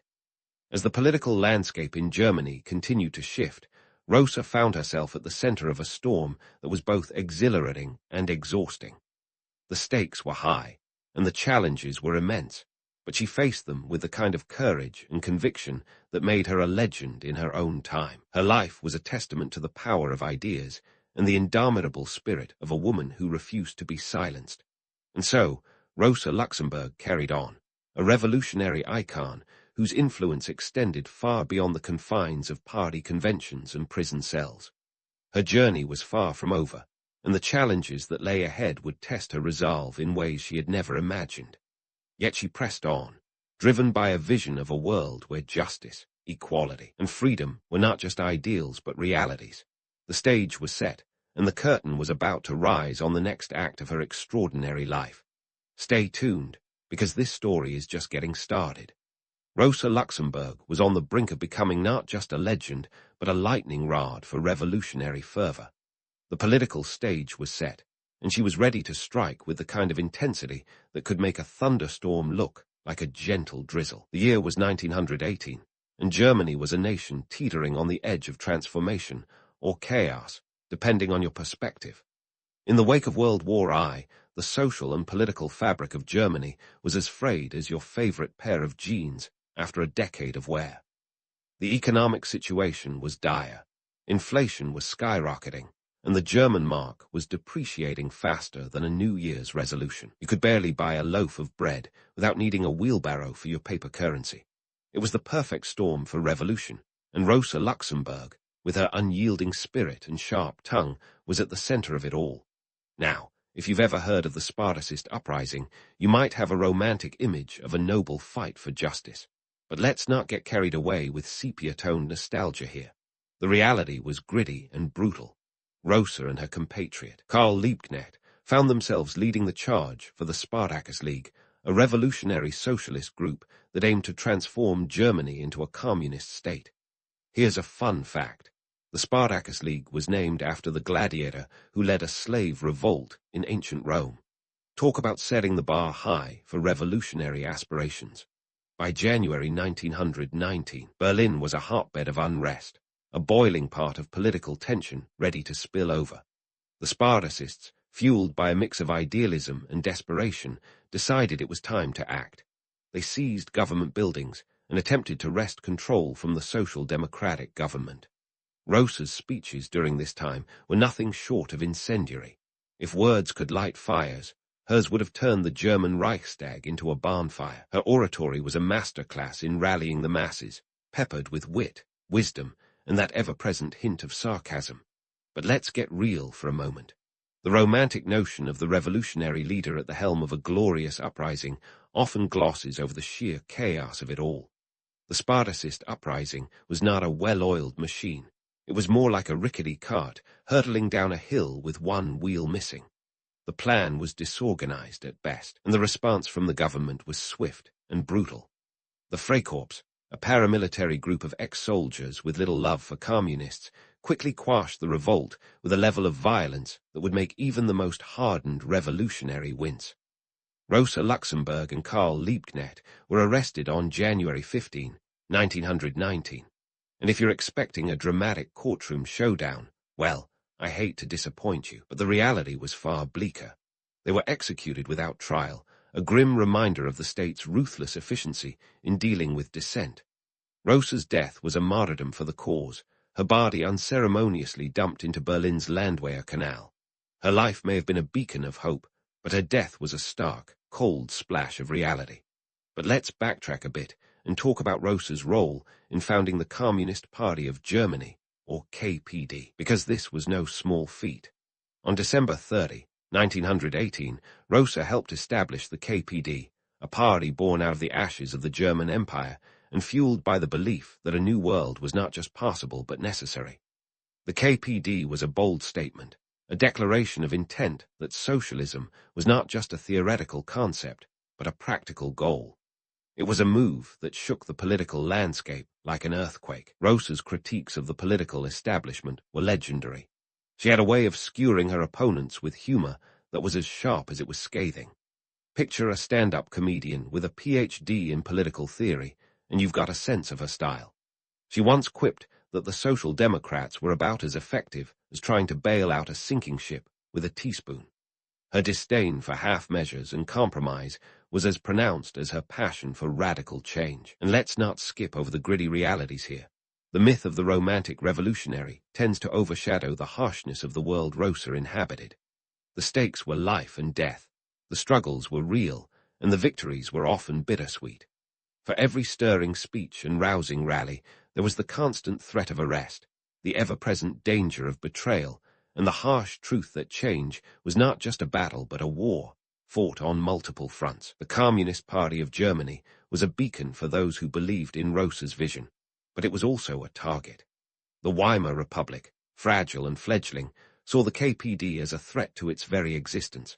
The government's paranoia was matched only by its determination to stifle dissent, and Rosa's party was in the crosshairs. It was a time of tension and turmoil, where alliances shifted like sand dunes, and the line between friend and foe was often blurred. Rosa Luxemburg's life was a testament to the power of conviction and the peril of standing up against the status quo. Her involvement in the Spartacist uprising and the founding of the KPD were acts of defiance that reverberated through history. She was a woman who refused to be silenced, whose words and actions challenged the very fabric of society. Her legacy was not just in the ideas she championed, but in the courage she inspired. As we leave Rosa at this tumultuous juncture, remember that her story is far from over. The revolution she envisioned was a dream deferred, but her influence continued to ripple through the 20th century and beyond. Her life was a vivid tapestry of triumph and tragedy, a reminder that the path to change is often paved with sacrifice. Stay tuned, because the next chapter promises to be just as compelling. As Rosa Luxemburg's legacy unfolded, her ideas became a curious blend of revered doctrine and misunderstood dogma. Think of it as history's version of the telephone game, where each retelling morphs the message ever so slightly until the original intent is barely recognizable. But let's cut through the static and tune into what really resonated, and sometimes didn't, with her revolutionary vision. Rosa's call for mass action and her insistence on the necessity of revolution over reform reflected her belief in a seismic shift rather than a gentle nudge towards socialism. She was the kind of revolutionary who saw a half measure as a waste of good energy, the equivalent of ordering a salad at a steakhouse. Her writings like Reform or Revolution were drenched in this philosophy, challenging the status quo and calling for a complete upheaval of capitalist structures. And this, my friends, is where the plot thickens. In the posthumous years, her works became a touchstone for leftist movements worldwide. Her insistence on spontaneity in revolution was echoed in the uprisings of the 20th century, from the streets of Paris in 1968 to the more recent Arab Spring. Yet, here's the kicker. While her ideas fueled these movements, they were often cherry-picked, sometimes glossing over her nuanced understanding of Marxism. It's like taking your favorite song, only to realize you've been singing the wrong lyrics all along. Rosa's legacy is also a cautionary tale of hero worship. She's often romanticized as the ultimate martyr for socialism, a narrative that conveniently overlooks the complexity of her thoughts. Sure, her martyrdom was tragic and impactful, but turning her into a plaster saint does a disservice to the depth of her intellect. She was a thinker who relished debate, the kind who'd probably enjoy an argument more than a standing ovation. Imagine her in today's political climate, with the meme wars and Twitter spats. She'd likely have a field day, slicing through rhetoric like a heart knife through butter, armed with 280 characters of pure sass. In terms of economic context, Rosa was nothing if not prescient. She anticipated the pitfalls of unchecked capitalism with the precision of a weatherman predicting a storm that everyone else seems to ignore. Her critique of imperialism as capitalism's ultimate stage was a foreshadowing of global economic disparities we grapple with today. She didn't just see the writing on the wall, she practically authored the graffiti. But what about those pesky myths that cling to her legacy like barnacles on a ship's hull? Let's debunk a few. First, the idea that she was a lone wolf in her revolutionary endeavors. While Rosa was certainly a standout figure, she was never alone in her pursuits. Her relationships with fellow thinkers and agitators were integral to her work. She might have been the charismatic frontwoman, but her band was equally committed to the cause. And then there's the notion of Rosa as a purely theoretical thinker, detached from the practicalities of political life. This couldn't be further from the truth. Her political activism was as hands-on as it gets. She was no armchair revolutionary. She was in the trenches, organizing strikes and mobilizing workers. Her life was a testament to the gritty reality that theory and practice are two sides of the same revolutionary coin. So, how do we wrap our heads around the enduring charm of Rosa Luxemburg? Perhaps it's a relentless struggle, marked by equal parts triumph and tragedy. Her life was a vivid illustration of the human spirit's capacity to dream big and act boldly, even in the face of overwhelming odds. She was a beacon for those who dared to imagine a better world, and her writings continue to inspire those who walk the precarious path of change. In conclusion, Rosa's impact is a testament to the power of ideas and the indomitable spirit of a woman who refused to be silenced. She remains a compelling figure in history, not just for her revolutionary zeal, but for her unwavering commitment to a vision of justice and equality. Her legacy is a reminder that the path to progress is often fraught with challenges, but is always worth pursuing.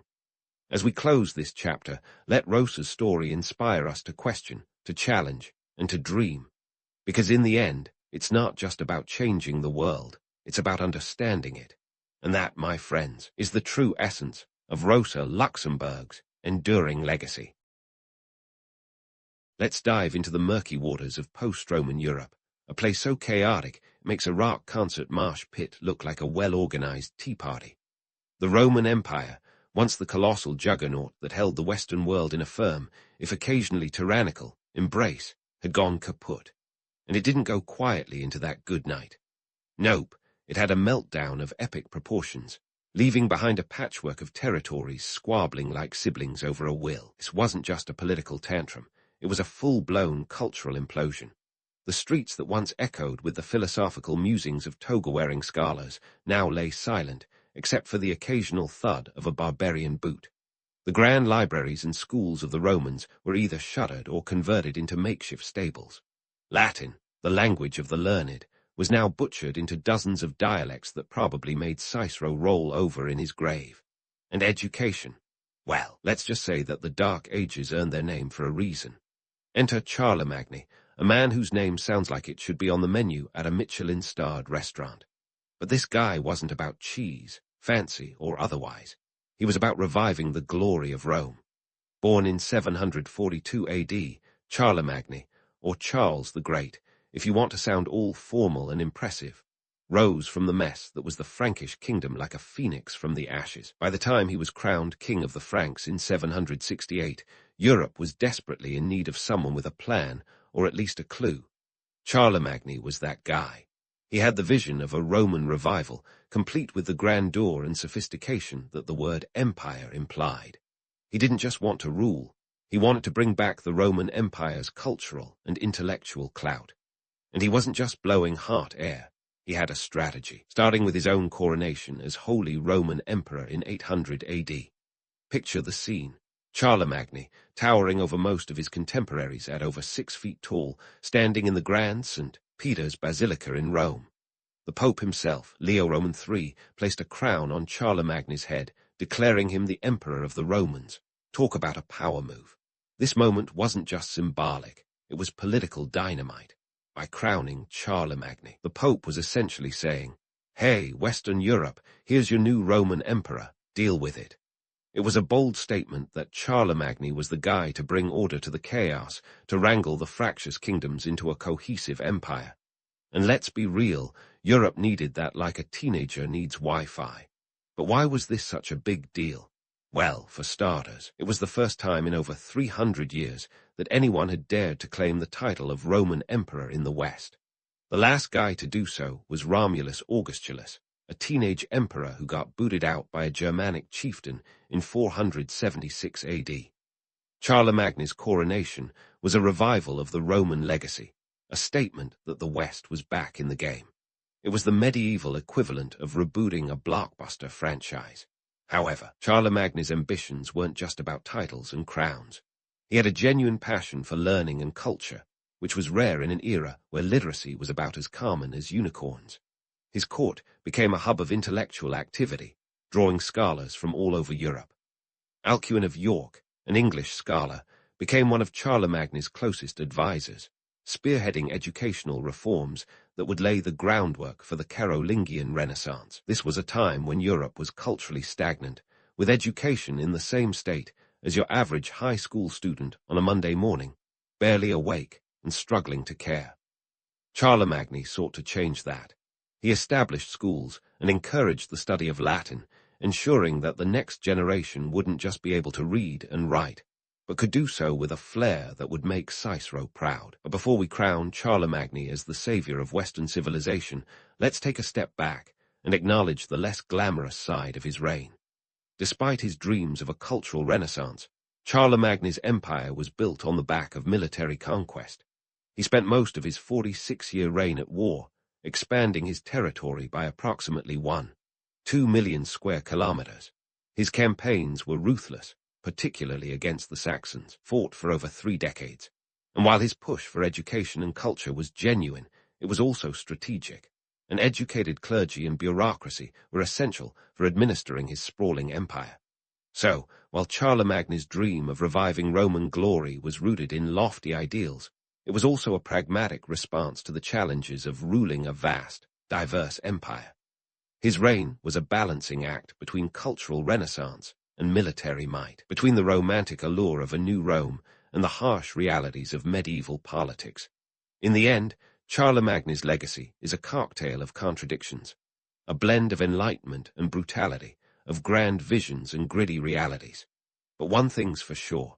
He set the stage for a period of cultural revival that would echo through the halls of history, reminding us that even in the darkest times, a spark of brilliance can light up the world. Which brings us to a fascinating twist in Charlemagne's tale, a king who, by many accounts, could barely sign his own name without turning the parchment into a modern art piece, sparking an educational revolution. Talk about irony with a capital I. Charlemagne's signature was more of a squiggle than a flourish, yet he was determined to spread literacy like butter on a warm croissant. Enter Alcuin of York, the intellectual powerhouse, who became the Steve Jobs to Charlemagne's Apple, minus the turtleneck. Alcuin, an Anglo-Saxon scholar from the venerable halls of Northumbria, was brought into the Carolingian fold around 782 AD. Charlemagne, recognizing Alcuin's knack for knowledge like a talent scout at an academic draft, made him a chief advisor. Alcuin's mission was clear: transform the Frankish court into a beacon of learning, and boy, did he deliver. Let's start with the establishment of schools, the brainchild of Alcuin's educational reforms. These weren't your run-of-the-mill, sit in a classroom and doodle on your parchment kind of schools. No, Alcuin was laying the groundwork for an educational system that would eventually ripen into the modern university. His approach was radical for the time. He advocated for the liberal arts, a curriculum that included grammar, rhetoric, and logic, alongside arithmetic, geometry, music, and astronomy. It was like the Hogwarts of medieval Europe, minus the wands and pointy hats.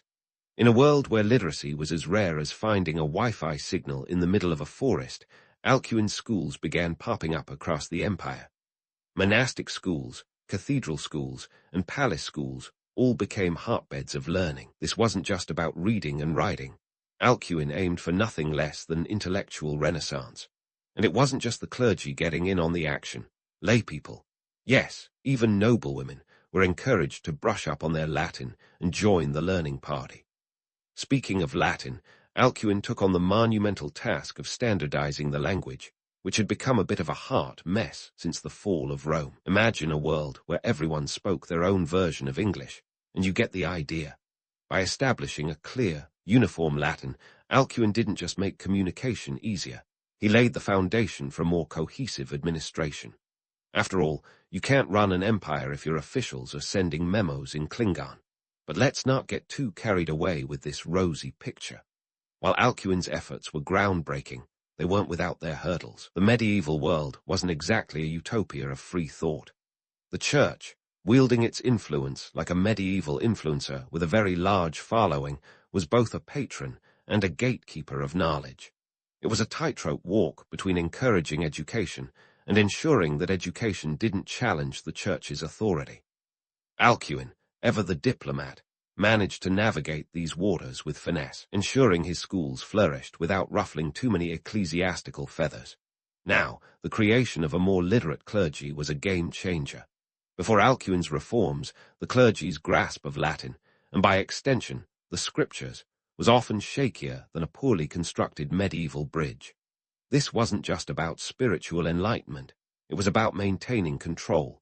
A literate clergy meant a more effective administration, capable of collecting taxes, enforcing laws, and generally keeping the empire from descending into chaos. In a way, it was a strategic move, ensuring that Charlemagne's empire wouldn't collapse like a house of cards the moment he turned his back. Yet, despite these strides, the Carolingian Renaissance wasn't without its critics. Some saw the push for education as an elitist endeavor, a way to keep power in the hands of the few who could read and write. It was the medieval version of a members-only club, and not everyone was on the guest list. Moreover, the reforms were heavily reliant on the charisma and drive of Charlemagne himself. After all, how do you convince a war-weary populace that Latin conjugations are worth their time? In the grand tapestry of history, the Carolingian Renaissance was a bright, albeit brief, flash of intellectual light in a world often described as dark. Alcuin's reforms laid the groundwork for future educational systems, yet the harsh reality was that they were limited in reach and impact. The seeds were planted, but it would take centuries, and a few more revolutions, before Europe fully embraced the Enlightenment ideals that Alcuin championed. So, while Charlemagne may not have been able to pen a letter without assistance, he knew enough to surround himself with the right people. Alcuin of York was the catalyst for a cultural and educational revival that would echo through the centuries. It was a testament to the power of ideas and the transformative effect they can have on society. In the end, the legacy of Charlemagne and Alcuin is a complex one, blending ambition with innovation and power with enlightenment. It's a reminder that even when the odds are stacked against progress, a spark of brilliance can ignite a revolution. And as we transition to the next part of our journey, the tale of the Carolingian Renaissance is far from over. Stay tuned as we delve deeper into the empire's administrative machinations, the cultural artifacts it left behind, and the enduring impact of this medieval Renaissance. As we wade deeper into the sea of Charlemagne's grand designs, it's time to swap our intellectual cap for a more practical one. Because running an empire wasn't all about philosophical musings and Latin conjugations. Enter stage left, the economic and administrative reforms that aim to transform Charlemagne's empire from a patchwork quilt of territories into a well-oiled machine. But spoiler alert, this wasn't going to be a walk in the Frankish park. Let's start with the silver penny, or as it was known in the lingua franca of medieval finance, the denarius. Before Charlemagne decided to play economic architect, the currency situation in Europe was, to put it gently, a hot mess. Imagine trying to pay for your mutton pie at the local market with a handful of coins that varied so wildly in weight and metal content that you'd need a degree in metallurgy just to make sense of it. Charlemagne, ever the pragmatist, decided enough was enough. Around 794 AD, he introduced the silver penny as a standardized currency. The introduction of the silver penny was akin to hitting the reset button on Europe's chaotic currency exchange. Charlemagne decreed that the silver penny would be the base unit of currency, with 12 pennies making a shilling and 20 shillings a pound. It was a system so straightforward that it could be understood even by those who thought algebra was witchcraft. The penny itself was made from about 1.7 grams of silver, which doesn't sound like much, but in a time when silver was the Bitcoin of its day, it was a big deal. But hold your applause, because as with any good reform, there were a few hiccups along the way. For starters, sourcing sufficient silver to mint these pennies was like trying to find a needle in a haystack made entirely of needles. Mines in the Harz Mountains and other regions worked overtime, but the demand often outstripped supply, leading to, you guessed it, inflation. It turns out you can't mint your way out of an economy any more than you can diet your way out of a donut shop. Then there was the small matter of enforcement. Charlemagne's realm stretched from the Pyrenees to the North Sea, encompassing a dizzying array of cultures, languages, and local customs. Getting everyone to agree on a single currency was like herding cats if the cats were armed with swords and had a deep-rooted love for their native coinage. Nevertheless, Charlemagne was nothing if not determined, and through a combination of edicts, incentives, and occasionally the blunt force of military persuasion, the silver penny gradually became the currency of choice across his empire. But while the silver penny was a step toward economic unity, it was only one piece of Charlemagne's grand puzzle. The real challenge lay in centralizing an administration that could actually keep tabs on this sprawling empire. Enter the Missi Dominicii, which sounds like the name of a medieval boy band, but was actually a team of royal inspectors.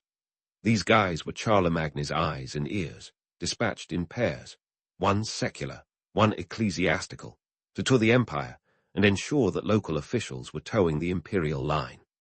The Missi Dominicii were tasked with everything from checking in on local courts to making sure taxes were collected with the diligence of a seasoned IRS agent. They were the medieval equivalent of auditors, only with more power and probably a lot more armor. And let's talk about taxes for a second. Charlemagne's tax policies were, to be generous, creative. In addition to the usual land taxes, there were tithes, a fancy way of saying the church wanted its cut, too, and various other levies that could be as random as a medieval lottery. These taxes weren't just about filling the imperial coffers. They were about control. By centralizing tax collection, Charlemagne could weaken the power of local lords and reinforce his own authority. It was a delicate balance, though, because squeezing the nobility too hard could lead to rebellion quicker than you can say feudal uprising. Yet, despite the grumblings of the aristocracy, Charlemagne's reforms largely held, a testament to his blend of diplomacy and, when needed, brute force. But let's not pretend this was all smooth sailing. The effort to enforce uniformity across such a vast territory was about as easy as teaching a cat to fetch. Charlemagne's empire was a mosaic of different peoples and traditions, and while the idea of a unified currency and centralized administration was appealing on paper, in practice it was like trying to fit a square peg into a round hole. Local customs and laws often clashed with imperial edicts, leading to a series of compromises and adjustments that would make any modern politician's head spin. Still, despite the challenges, these reforms laid the groundwork for a more integrated European economy. The introduction of the silver penny and the efforts to centralize administration were ambitious moves that reflected Charlemagne's vision of a united empire. They also set the stage for future developments in medieval governance, even if the road there was bumpier than a cobblestone street after a rainstorm. In the end, Charlemagne's economic and administrative reforms were as much about identity as they were about efficiency. They were a statement that his empire was more than just a collection of territories. It was a cohesive unit with a shared currency and a centralized administration, a forerunner to the modern nation-state. Yet, as we'll see in the next part of our journey, the Carolingian Empire's efforts to maintain this unity will be tested time and time again. So, stay tuned as we explore the cultural artifacts of this era and the enduring impact of Charlemagne's Renaissance. The story of the Carolingian dynasty is far from over, and the best is yet to come. And so, as we transition from the dense thicket of Charlemagne's economic maneuvers, let's turn our gaze to the more visually spectacular corner of his legacy. We're talking about the arts and architecture of the Carolingian Renaissance, a period that's often painted with the broad brush of cultural rebirth, but like all good things, has its fair share of nuance. Now, if you've ever marveled at the intricate artistry of illuminated manuscripts, you have the Carolingians to thank for taking it up a notch. These weren't just books, they were medieval eye candy.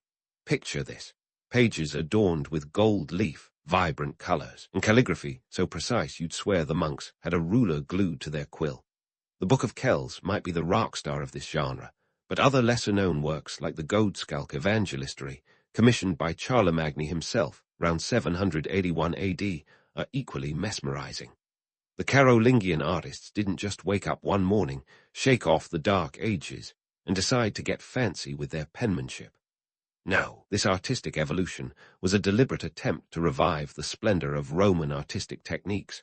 But here's the plot twist. It wasn't just a case of copying Rome's homework. The Carolingians were more like artistic DJs, mixing Roman styles with Germanic influences to create something that was uniquely their own. Take, for instance, the use of the purple-dyed vellum in these manuscripts, a nod to the opulence of Roman emperors, who'd wrapped themselves in purple robes like it was going out of fashion. But the intricate knotwork and interlacing patterns, pure Germanic flair, as if the pages themselves were whispering, were Romans at heart, but our soul is Germanic. And let's not forget the architecture, the silent yet imposing witness to Carolingian ambitions. When Charlemagne decided to build his palace chapel in Aachen around 796 AD, he wasn't just looking to put a roof over a congregation's head. This was a statement piece, a medieval mic drop. The Palatine Chapel, with its octagonal design inspired by the Byzantine churches of Ravenna, was a blend of Roman engineering and Frankish innovation. Imagine a stone symphony, where every arch and column sang the praises of an empire that saw itself as the heir to Rome's grandeur. But before you get carried away with visions of marble and mosaics, let's inject a dose of reality. Building these stone behemoths wasn't exactly a walk in the park. Stone, in the medieval world, was the equivalent of importing high-end Italian marble today, expensive, labor-intensive, and not exactly something you could Amazon Prime. The costs of such projects were staggering, often requiring the labor of hundreds of workers over many years, and sourced materials from as far afield as the marble quarries of Italy and the forests of the Eifel region. Even more challenging was the small matter of keeping these grand structures intact. The Carolingian builders were like the medieval MacGyvers, working with a toolkit that was, shall we say, less than cutting edge. They had to innovate on the fly, relying on Roman blueprints and a whole lot of trial and error. And with a construction timeline that could easily outlast a king's reign, you had to hope that the next guy on the throne wasn't about to change his mind and turn your chapel into a barn. Now, about that myth of cultural rebirth, let's dissect it with the precision of a historian with a bone to pick. The story goes that Charlemagne single-handedly dragged Europe out of the cultural doldrums, and while the romantic notion is hard to resist, the truth is a tad more complex. Yes, the Carolingian Renaissance sparked a revival in the arts, but it wasn't a clean break from the past. Rather, it was a fusion of old and new, a testament to the resilience of Roman culture and the adaptability of Germanic traditions. In fact, the so-called rebirth was less about starting from scratch and more about rediscovering lost treasures. It was like finding a vintage record collection in your attic, dusting off the classics, and playing them with a fresh twist. And while the Carolingians were keen to emulate Roman art, they also imbued their creations with a distinctly Frankish character, as if to say, we respect the past, but we're charting our own course. The blending of Roman and Germanic influences created an aesthetic that was both familiar and new, a visual language that spoke to the aspirations of an empire seeking to legitimize its power. It was less about a clean slate and more about standing on the shoulders of giants, albeit with a few artistic liberties thrown in for good measure. So, as we admire the illuminated manuscripts and the stone edifices left behind by the Carolingian artisans, let's not forget that they were the product of a complex cultural tapestry. These works were born from a society that valued tradition yet wasn't afraid to innovate, a society that looked to Rome for inspiration while forging its own identity. In the grand narrative of history, the Carolingian Renaissance was a chapter that celebrated the past while embracing the present, creating a legacy that would inspire generations to come. And as we continue our exploration, we'll find that this blend of old and new was just the beginning of a cultural journey that would shape the medieval world. So, stick around as we delve further into the artistic and architectural wonders of this era, peeling back the layers of myth to reveal the fascinating reality beneath. As we peel back the layers of myth, it's time to address the elephant in the room, or rather, the empire. The Carolingian Renaissance, for all its artistic and cultural pomp, was about as sustainable as a medieval pop-up shop. The glittering legacy of Charlemagne, despite its heft, was poised on a precarious foundation, and like a Jenga tower missing too many blocks, it was only a matter of time before it came crashing down. Charlemagne shuffled off this mortal coil in 814 AD, leaving behind an empire that was as vast as it was unwieldy. His son, Louis the Pious, inherited the reins of this colossus, and let's just say the transition wasn't exactly smooth. Louis was faced with the Herculean task of holding together a realm that stretched from the Atlantic Ocean to the Danube River, an expanse that covered roughly 1.2 million square kilometers. That's like trying to keep a sprawling family reunion in check when half the relatives aren't even speaking the same language. Now, here's where we get to the juicy part. The empire's fragmentation. You might think of this as the medieval equivalent of a messy divorce, with territories being divvied up like assets. In 843 AD, the Treaty of Verdun carved up the Carolingian Empire among Louis' three sons. Charles the Bald got the western chunk, Laudire took the middle, including the coveted title of Holy Roman Emperor, and Louis the German snagged the eastern territories. And just like that, the empire was split into three, like a cake at a particularly tense birthday party. This tripartite division, while seemingly neat on paper, was a geopolitical nightmare. Each brother eyed the others like suspicious poker players, and their territories were about as stable as a house of cards in a windstorm. Laudire's middle Francia, that awkward middle child, was especially problematic. It was a strip of land that stretched from the North Sea to Italy, a logistical headache that would make even the most seasoned mapmaker reach for the nearest ale. And that brings us to the decline, the slow, inevitable unraveling of the Carolingian Renaissance. The empire's fragmentation wasn't just a political reshuffling. It was the beginning of the end for the cultural revival that Charlemagne had so painstakingly nurtured. With each brother more concerned with consolidating their own power, the cooperative spirit that had fueled the Renaissance started to fizzle out like a candle in a drafty cathedral. Economically, the empire was left reeling. The introduction of the silver penny had been a financial masterstroke, but maintaining a unified currency across divided territories was akin to herding cats. Inflation reared its ugly head, and trade routes that had once been bustling arteries of commerce began to wither under the weight of border disputes and tariffs. It was as if the economic glue that had held Charlemagne's vision together was melting in the heat of political friction. But the real kicker, the cultural renaissance that Charlemagne and Alcuin had ignited, was running out of steam. The schools that had been the pride of the empire were left without the centralized support they needed to thrive. In a world where maintaining basic literacy was a challenge, this was a devastating blow. The intellectual fervor that had once lit up the court like a medieval disco ball began to dim, and the scribes who once churned out illuminated manuscripts like they were going out of style found themselves sidelined by the political chaos. Yet, here's the twist. Despite the decline, Charlemagne's legacy refused to go quietly into the night. The cultural and administrative foundations he laid were too sturdy to be completely dismantled. Even as France, Germany, and Italy began to emerge as distinct entities, the echoes of the Carolingian Renaissance could still be heard. The educational reforms, while not entirely robust, sowed seeds that would eventually bloom into the universities of medieval Europe. The architectural feats, like Aachene's Palatine Chapel, stood as enduring symbols of an era that dared to dream big. And let's not forget the mythic allure of Charlemagne himself. The man became a legend, celebrated as a paragon of kingship and a bastion of Christendom.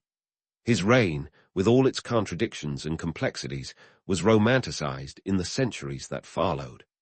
The Song of Roland and other epic tales painted Charlemagne as a warrior king, a defender of the faith whose legacy was as grand as the empire he built. But behind the legend was the harsh reality, a reminder that even the most ambitious renaissances can falter when faced with the relentless march of time and the complexities of human nature.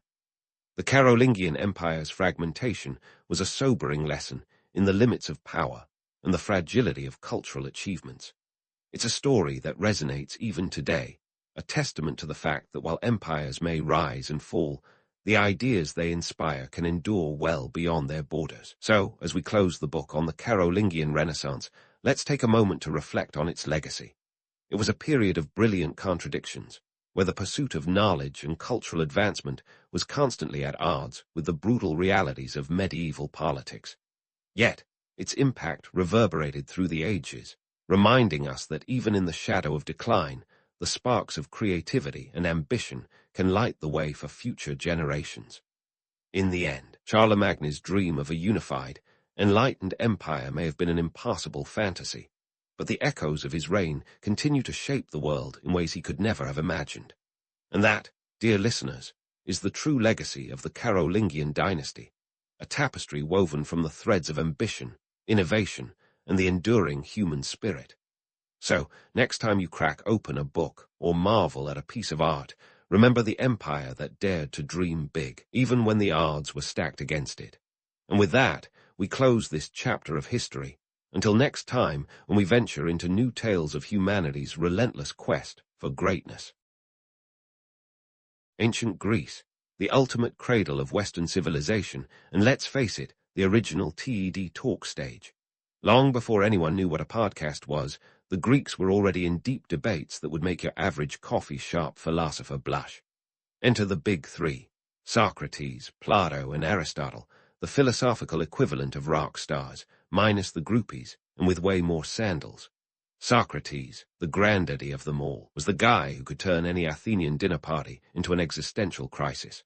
Born around 470 BCE, he was notorious for asking so many questions that you'd think he was inventing a new form of torture. His method, what we now call the Socratic method, involved asking a series of questions to help people discover contradictions in their own beliefs. It's like therapy, but with more public humiliation. His favorite haunts were the Agora of Athens, where he'd ambush unsuspecting citizens with deep philosophical questions. It's said he never wrote anything down, which is probably a good thing. Imagine the ancient scroll version of a Twitter thread. Socrates' influence didn't just stop at making people uncomfortable. He laid the groundwork for Western thought. His dedication to the pursuit of knowledge and virtue over wealth and power was revolutionary in a world where power was everything. Even today, his ideas underpin modern legal systems and ethical frameworks. You can almost hear him challenging today's CEOs. Is that billion-dollar merger truly just, or are you just avoiding the question like an ancient Athenian politician? Now, let's talk about Plato. If Socrates was the questioner, Plato was the guy who tried to write down the answers, or at least create a framework for understanding them. Born in 427 BCE, he was a student of Socrates and later established the Academy in Athens, arguably the first university. You could say Plato was the original influencer, shaping minds with ideas rather than selfies. His work, The Republic, introduces the concept of an ideal state run by philosopher kings. Imagine a world where the smartest people run the show. No offense to politicians today, but this could be a game changer. Plato's theory of forms, which suggests that the material world is just a shadow of a higher reality, is the kind of thing you'd expect to hear at a late-night college dorm debate. But it wasn't just philosophical navel-gazing. These ideas influenced everything from Christian theology to modern metaphysics. Thanks to Plato, grapple with questions like, what is justice? What is beauty? And why do we keep ordering avocado toast when it's clearly overpriced? Then there's Aristotle, the student who dared to challenge his teacher's teachings. Born in 384 BCE, he wasn't just content with staring at the sky and wondering. No, Aristotle was the guy who decided to categorize the entire world. His work spanned topics like biology, physics, ethics, and politics. He was the original jack of all trades, and his influence is still felt in modern sciences. Aristotle's idea of the golden mean, the desirable middle between two extremes, is essentially the ancient version of everything in moderation. So next time you reach for that third cup of coffee, remember Aristotle's sage advice. Aristotle's political theories, especially his work Politics, were groundbreaking. He believed in a constitutional government, radical idea at the time, and one that has influenced modern democracy. On the downside, his views on women, thinking them inferior to men, show that even the greatest minds have blind spots. It's a reminder that progress isn't always linear. Sometimes it's a zigzagged journey through history. These three thinkers didn't just stop at reshaping politics and ethics. Their ideas infiltrated every corner of Western thought. From the Renaissance to the Enlightenment, Socrates, Plato, and Aristotle were the intellectual ghosts haunting the halls of academia. Their works were translated, debated, and even banned at times, showing that good ideas never die. They just get recycled by the next generation of thinkers.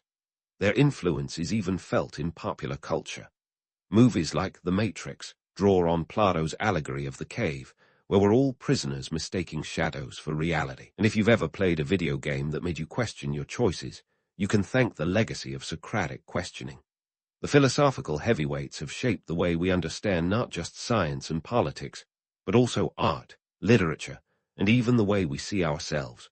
So, why do these ancient philosophers still crash our intellectual parties? Perhaps it's because they dared to ask the big questions, the ones that keep us up at night, pondering the meaning of life while regretting that third slice of pizza. Or maybe it's because they remind us that the pursuit of wisdom is a lifelong journey, not a destination. In a world where information is often mistaken for knowledge, Socrates, Plato, and Aristotle remind us to dig a little deeper, to question a little harder, and to never settle for easy answers. In the end, these philosophers didn't just give us theories. They gave us a way to navigate the complexities of human existence. They taught us that wisdom begins with wonder, as Aristotle once mused. And in a world that's constantly changing, their ideas remain a steadfast guide, a reminder that sometimes the best way forward is to look back and ask, what would Socrates, Plato, or Aristotle think? If there's one thing history loves, it's a sequel, and the Greeks had one ready. the Hellenistic period. Picture this. The curtain rises on a world dramatically transformed by Alexander the Great, who didn't just play Risk, he lived it. Alexander was like the ultimate road tripper, only instead of postcards, he left behind cities and a trail of philosophers scratching their heads. Born in 356 BCE, he managed to conquer most of the known world by the age of 30. While some people were still figuring out how to parallel park their chariots, Alexander was busy spreading Greek culture, and inadvertently philosophy, like intellectual confetti. Now, let's talk about the man who made this philosophical blockbuster possible, Aristotle, Alexander's tutor. Imagine the classroom, a young prince with a thirst for glory, and a philosopher with a penchant for collecting data on everything from politics to pineapples. Aristotle's teachings followed Alexander like a philosophical GPS, guiding his conquests and ensuring that Greek thought was the souvenir nobody asked for but everyone got. When Alexander founded cities like Alexandria in Egypt, they became cultural hubs where Aristotle's teachings were as ubiquitous as bad Wi-Fi. But here's the kicker. Was this spread of Greek philosophy a beacon of cultural enlightenment or just ancient intellectual imperialism? Picture Aristotle's ideas as the McDonald's menu, familiar, widespread, and occasionally leaving you with more questions than answers. The Greeks liked to think they were bringing wisdom to the masses, but not everyone was thrilled about the intellectual fast food. Local cultures didn't always appreciate being told their gods were outdated and their philosophies subpar. It's like telling a Shakespeare enthusiast that the latest Netflix series is the pinnacle of storytelling. Ouch. Yet, there was more than just philosophical imperialism at play. The economic context of the Hellenistic period was a tangled web of trade routes and cultural exchange. The Silk Road wasn't just for silk. It was the ancient world's version of Amazon Prime, delivering everything from textiles to ideas. Cities like Alexandria became melting pots where Greek philosophy mixed with Egyptian, Persian, and Indian thoughts, creating a rich intellectual stew. It's like a philosophical potluck, where everyone brings a dish, but the Greeks insist their tzatziki is the main course. Still, let's not romanticize the spread of Greek philosophy too much. While the blending of cultures brought about an intellectual renaissance, it also meant that Greek ideas often overshadowed local traditions. It's a bit like going to a party where one person hogs the Spotify playlist. Sure, they've got great taste, but maybe you wanted to hear something new. The Greeks were those DJ gatekeepers, ensuring their philosophical tracks were always on repeat. Now, Alexander's untimely death in 323 BCE, at just 32 years old, threw the empire into chaos faster than you can say, succession crisis. His generals carved up the empire like a Thanksgiving turkey, each taking a piece and trying to maintain the Greek cultural influence. And while they were busy squabbling, Greek philosophy continued its tour, with Aristotle's ideas making their way into the libraries and lecture halls of distant lands. It was like a philosophical streaming service before Netflix made it cool. But here's where it gets interesting. Despite the imperial overtones, the spread of Greek philosophy did lead to some genuine cultural exchanges.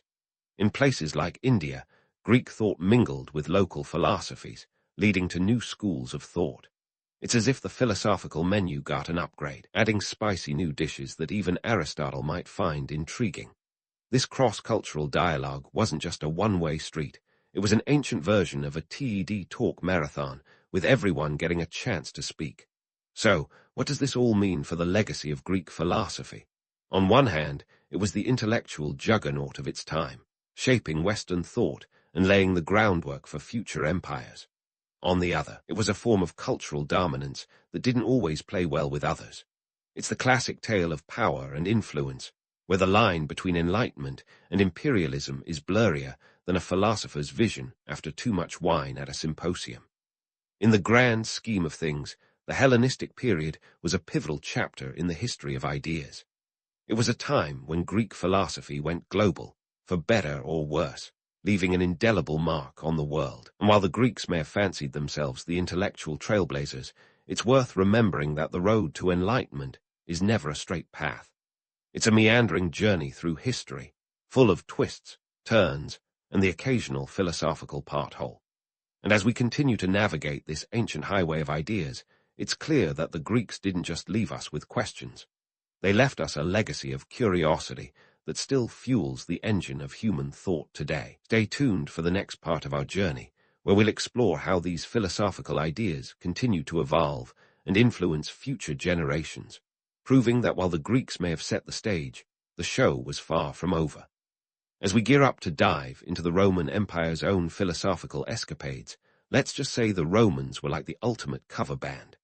They took Greek philosophy and added a bit of their own pizzazz. It's the ancient equivalent of remixing Beethoven with a techno beat. Purists might cringe, but it sure gets a new crowd dancing. The Romans were philosophical magpies, picking up shiny Greek ideas and weaving them into the grand tapestry of their empire. And why not? When in Rome, do as the Romans do, which in this case means taking someone else's good ideas and making them work for you. First up, let's talk about Cicero, one of Rome's most famous philosophers. Born in 106 BCE, Cicero was the guy who could take a dense Greek philosophical text, give it a Roman makeover, and suddenly make it sound like a motivational speech. He was basically the Tony Robbins of his day, but with more togas and a penchant for politics. Cicero was particularly fond of Stoicism, a philosophy that taught virtue was the highest good and that we should remain indifferent to pleasure and pain. In a world where gladiatorial games were the Netflix of the day, this was a pretty radical idea. But Cicero wasn't just about philosophical musings. He was a political heavyweight. He served as consul in 63 BCE and was a staunch defender of the Roman Republic. His writings, full of moral and ethical reflections, were like the ancient equivalent of a TED talk binge. A bit long-winded, but full of quotable quotes. Cicero's legacy was so influential that his work became a staple in European universities long after the fall of Rome. It's like finding out your favorite band was inspired by a classical composer. Suddenly, it all makes sense. Now, the Romans were not just importing Greek philosophy, they were also exporting it. Take Seneca the Younger, for instance. Born in 4 BCE, this Stoic philosopher was a tutor and advisor to Emperor Nero. Imagine trying to teach ethics to someone who later becomes notorious for fiddling while Rome burned. Seneca's philosophical writings focused on practical advice, like how to live a virtuous life amidst the chaos of imperial politics. His letters and essays were like ancient self-help books, filled with sharp insights into human nature. Yet, Seneca's own life was a bit of a contradiction. He amassed great wealth while preaching simplicity, which just goes to show that even philosophers can't resist the allure of a Roman villa with a view. The Romans also had their own philosophical schools, like the Epicureans, who were all about seeking pleasure in moderation. This wasn't an excuse to party all night at the vomitorium, but rather a call to find contentment in simple joys. Lucretius, a Roman poet and philosopher, wrote about Epicureanism in his epic poem, On the Nature of Things. It was a cosmic exploration of atoms, gods, and the human condition, a bit like Cosmos with Neil deGrasse Tyson, but with more Latin and fewer CGI planets. But let's not sugarcoat it. The Roman Empire wasn't all debates and discourse. It was a sprawling behemoth of power, stretching from Britain to Egypt, built on the backs of soldiers, slaves, and taxes. The Romans were masters of pragmatism, often more concerned with engineering aqueducts than pondering existential questions. Yet their practical bent didn't stop them from appreciating the subtleties of Greek thought. They just preferred to use philosophy as a tool rather than an end in itself, sort of like using a Maserati to pick up groceries. Economic context played a huge role in the Roman philosophical landscape. The empire was driven by trade, conquest, and the relentless pursuit of wealth. Philosophy became both a leisure activity for the elite and a means of making sense of a world bustling with commerce and conflict. It was a way for the Roman aristocracy to justify their actions and maintain social order. Stoicism, with its emphasis on duty and reason, was particularly appealing in a society that valued discipline and control. It was like the empire's mental yoga, helping Romans bend without breaking under the weight of their own ambition. Yet, the Roman twist on Greek philosophy wasn't just about adapting old ideas. It was about setting the stage for future intellectual revolutions. The Romans, with their eye for legacy, preserved Greek texts and passed them along to future generations. Libraries like the one in Alexandria became treasure troves of knowledge, safeguarding scrolls that would later fuel the fires of the Renaissance. It's as if the Romans were saving the best bits of civilization on a philosophical hard drive, ready for a reboot when Europe was ready to wake up from the Dark Ages. And speaking of myths, let's debunk a big one: the idea that the Roman Empire was a cultural monolith. While Latin was the official language, Greek was widely spoken, especially among the educated elite. Roman culture was a melting pot, blending influences from conquered lands. It was more of a philosophical buffet than a fixed menu, with ideas being borrowed, adapted, and sometimes outright stolen. The Romans were like ancient influencers, curating a feed of global wisdom while occasionally claiming it as their own. In the end, the Roman remix of Greek philosophy was a testament to the empire's ability to absorb and transform. They were the remix artists of antiquity, turning Greek thought into something uniquely Roman. And while they might not have had Instagram to document their intellectual adventures, their impact was no less profound. The Romans paved the way for Europe's intellectual awakening, proving that good ideas can travel through time like a well-aimed javelin, hitting their target centuries later.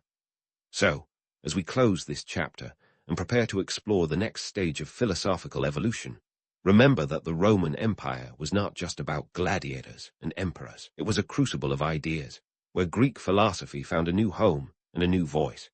It's a reminder that history is not just a series of events, but a dialogue across the ages, a conversation that continues to this day as we grapple with the same questions that puzzled Cicero, Seneca, and Lucretius.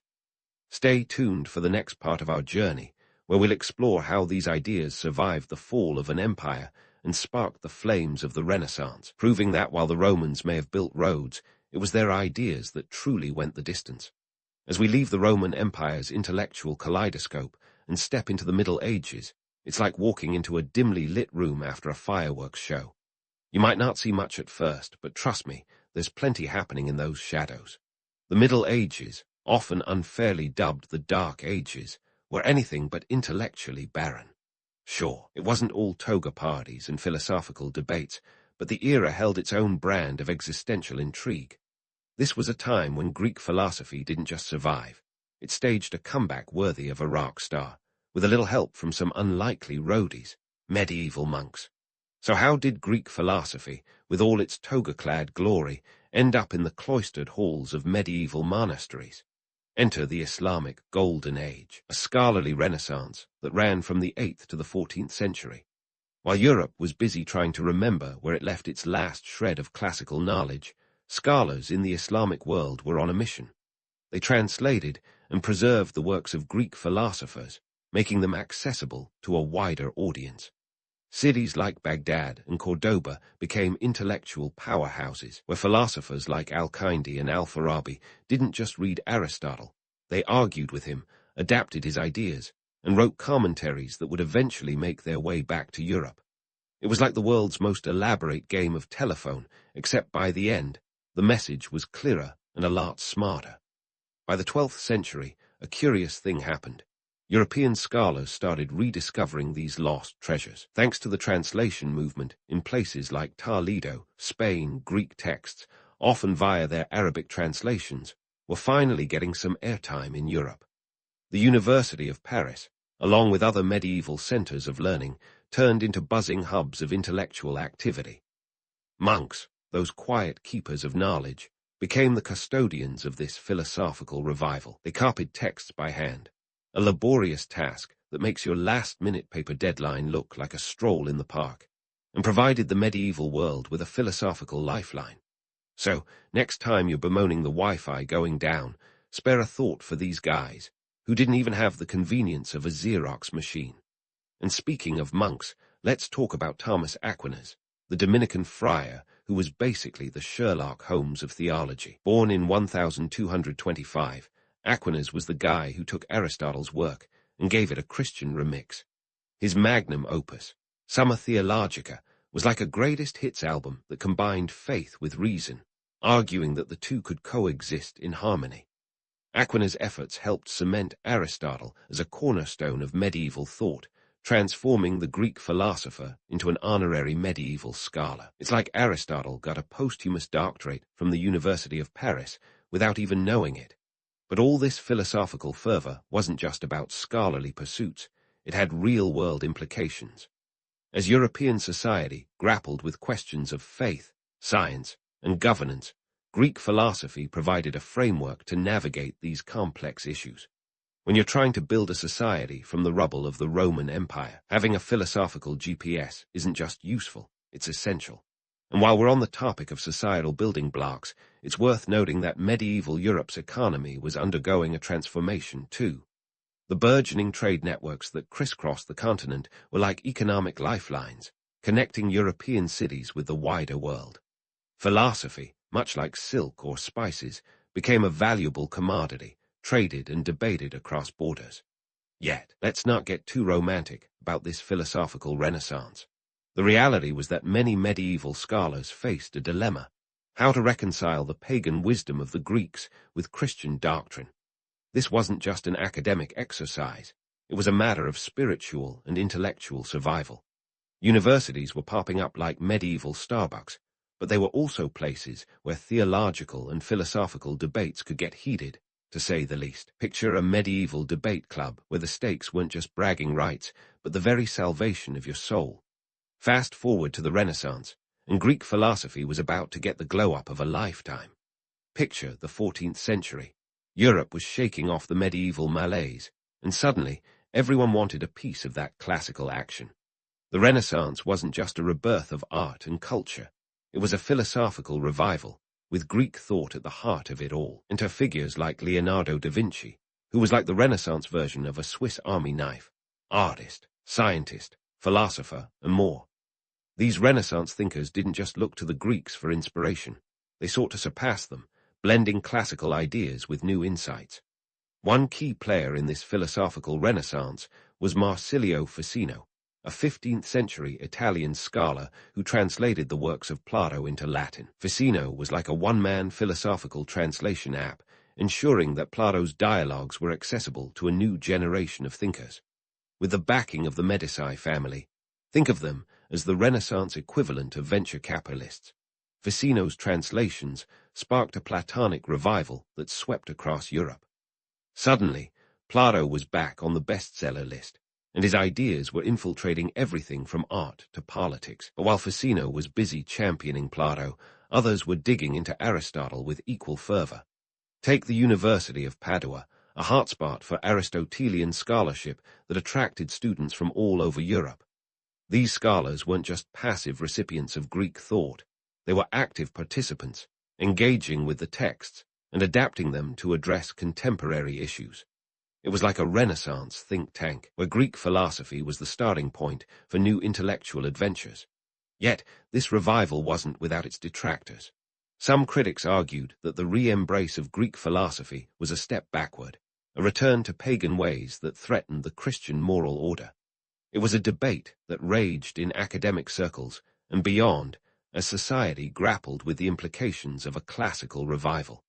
In many ways, the Renaissance was a philosophical battleground, where old ideas clashed with new, and the stakes were nothing less than the future of Western thought.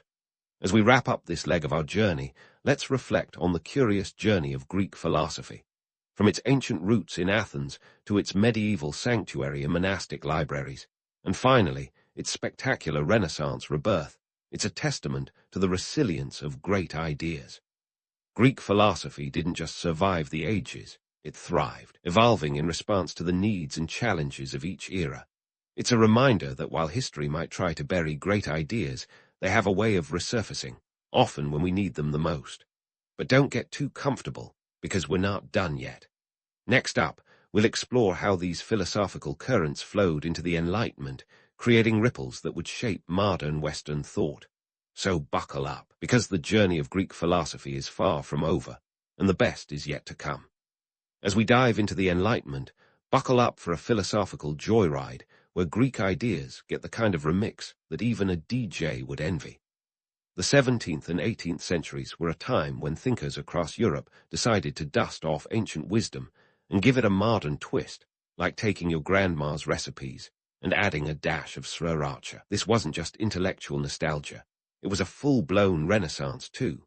Zero with a commitment to reason and science that made previous eras look like they were still figuring out how to light a fire. Cue the likes of John Locke and Voltaire, who took Plato and Aristotle's musings and transformed them into the intellectual bedrock of modern democracy. Locke, the 17th century philosopher who looked like he could use a sandwich, had a particular knack for translating Greek ideas into the language of rights and governance. His two treatises of government reimagined the social contract in a way that would eventually inspire revolutions, both American and French, proving that words can topple tyrants more effectively than any catapult. Locke argued that government should be built on the consent of the governed, and that life, liberty, and property were natural rights. It's the kind of talk that might get you a lot of retweets today, but back then was revolutionary enough to make monarchs sweat buckets. Meanwhile, Voltaire was busy using his acerbic wit to skewer the establishment. Born François-Marie Arouet in 1694, Voltaire was the kind of guy who'd fit right in at a modern roast, except he was taking on religion, politics, and the idea of divine right instead of celebrity egos. His championing of freedom of speech and separation of church and state echoed the democratic ideals first mutedly suggested by ancient Greeks. Voltaire's biting critiques and satire were weapons in a battle against tyranny, and his ideas would eventually seep into the political consciousness of a world on the verge of change. If Voltaire had access to Twitter, he'd likely be the kind of influencer who'd get banned for breaching decorum, only to be celebrated for speaking truth to power. And let's not forget Immanuel Kant, the philosopher who famously never left his hometown of Königsberg, but managed to change the world anyway. If Kant had a catchphrase, it would be "Dare to know," a succinct call to intellectual arms that perfectly encapsulated the Enlightenment spirit. His critique of pure reason was like the philosophical equivalent of a blockbuster hit, intimidating, dense, and endlessly discussed.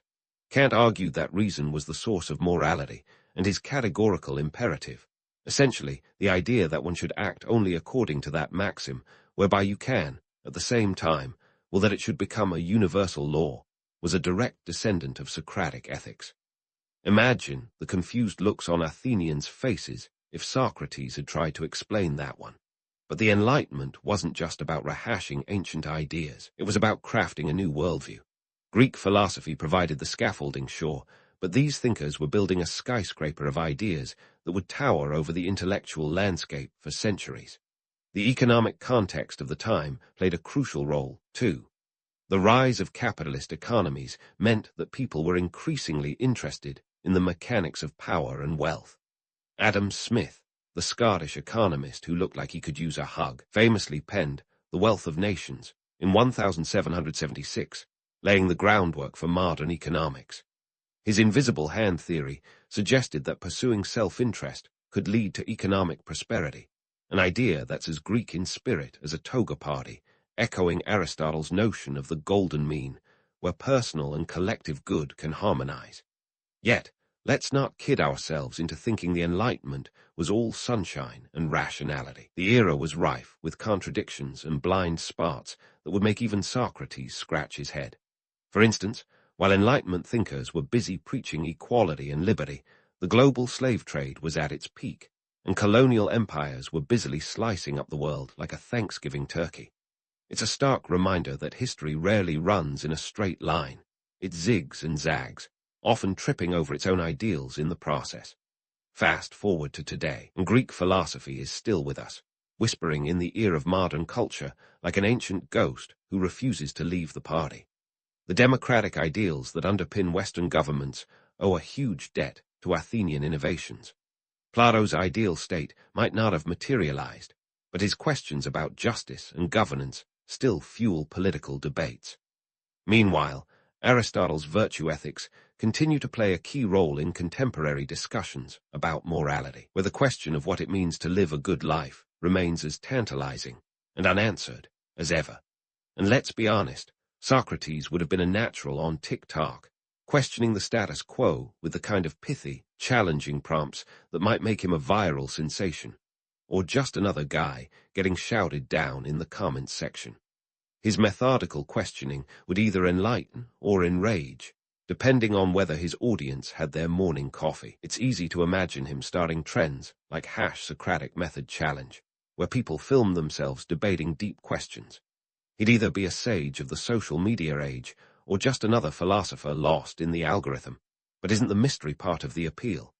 In entertainment, Greek ideas have left their fingerprints all over your favorite plot twists and character arcs. From the hero's journey in films to the ethical dilemmas in TV dramas, the echoes of Greek thought are everywhere. Think about how many times you've watched a movie where a character must choose between two moral paths, a dilemma straight out of a Socratic dialogue. Or consider the dystopian thrillers that explore Plato's cave allegory, questioning the nature of reality and perception. Even your binge-watch sessions owe a nod to Greek storytelling, where complex narratives and philosophical themes weave together to keep you hooked.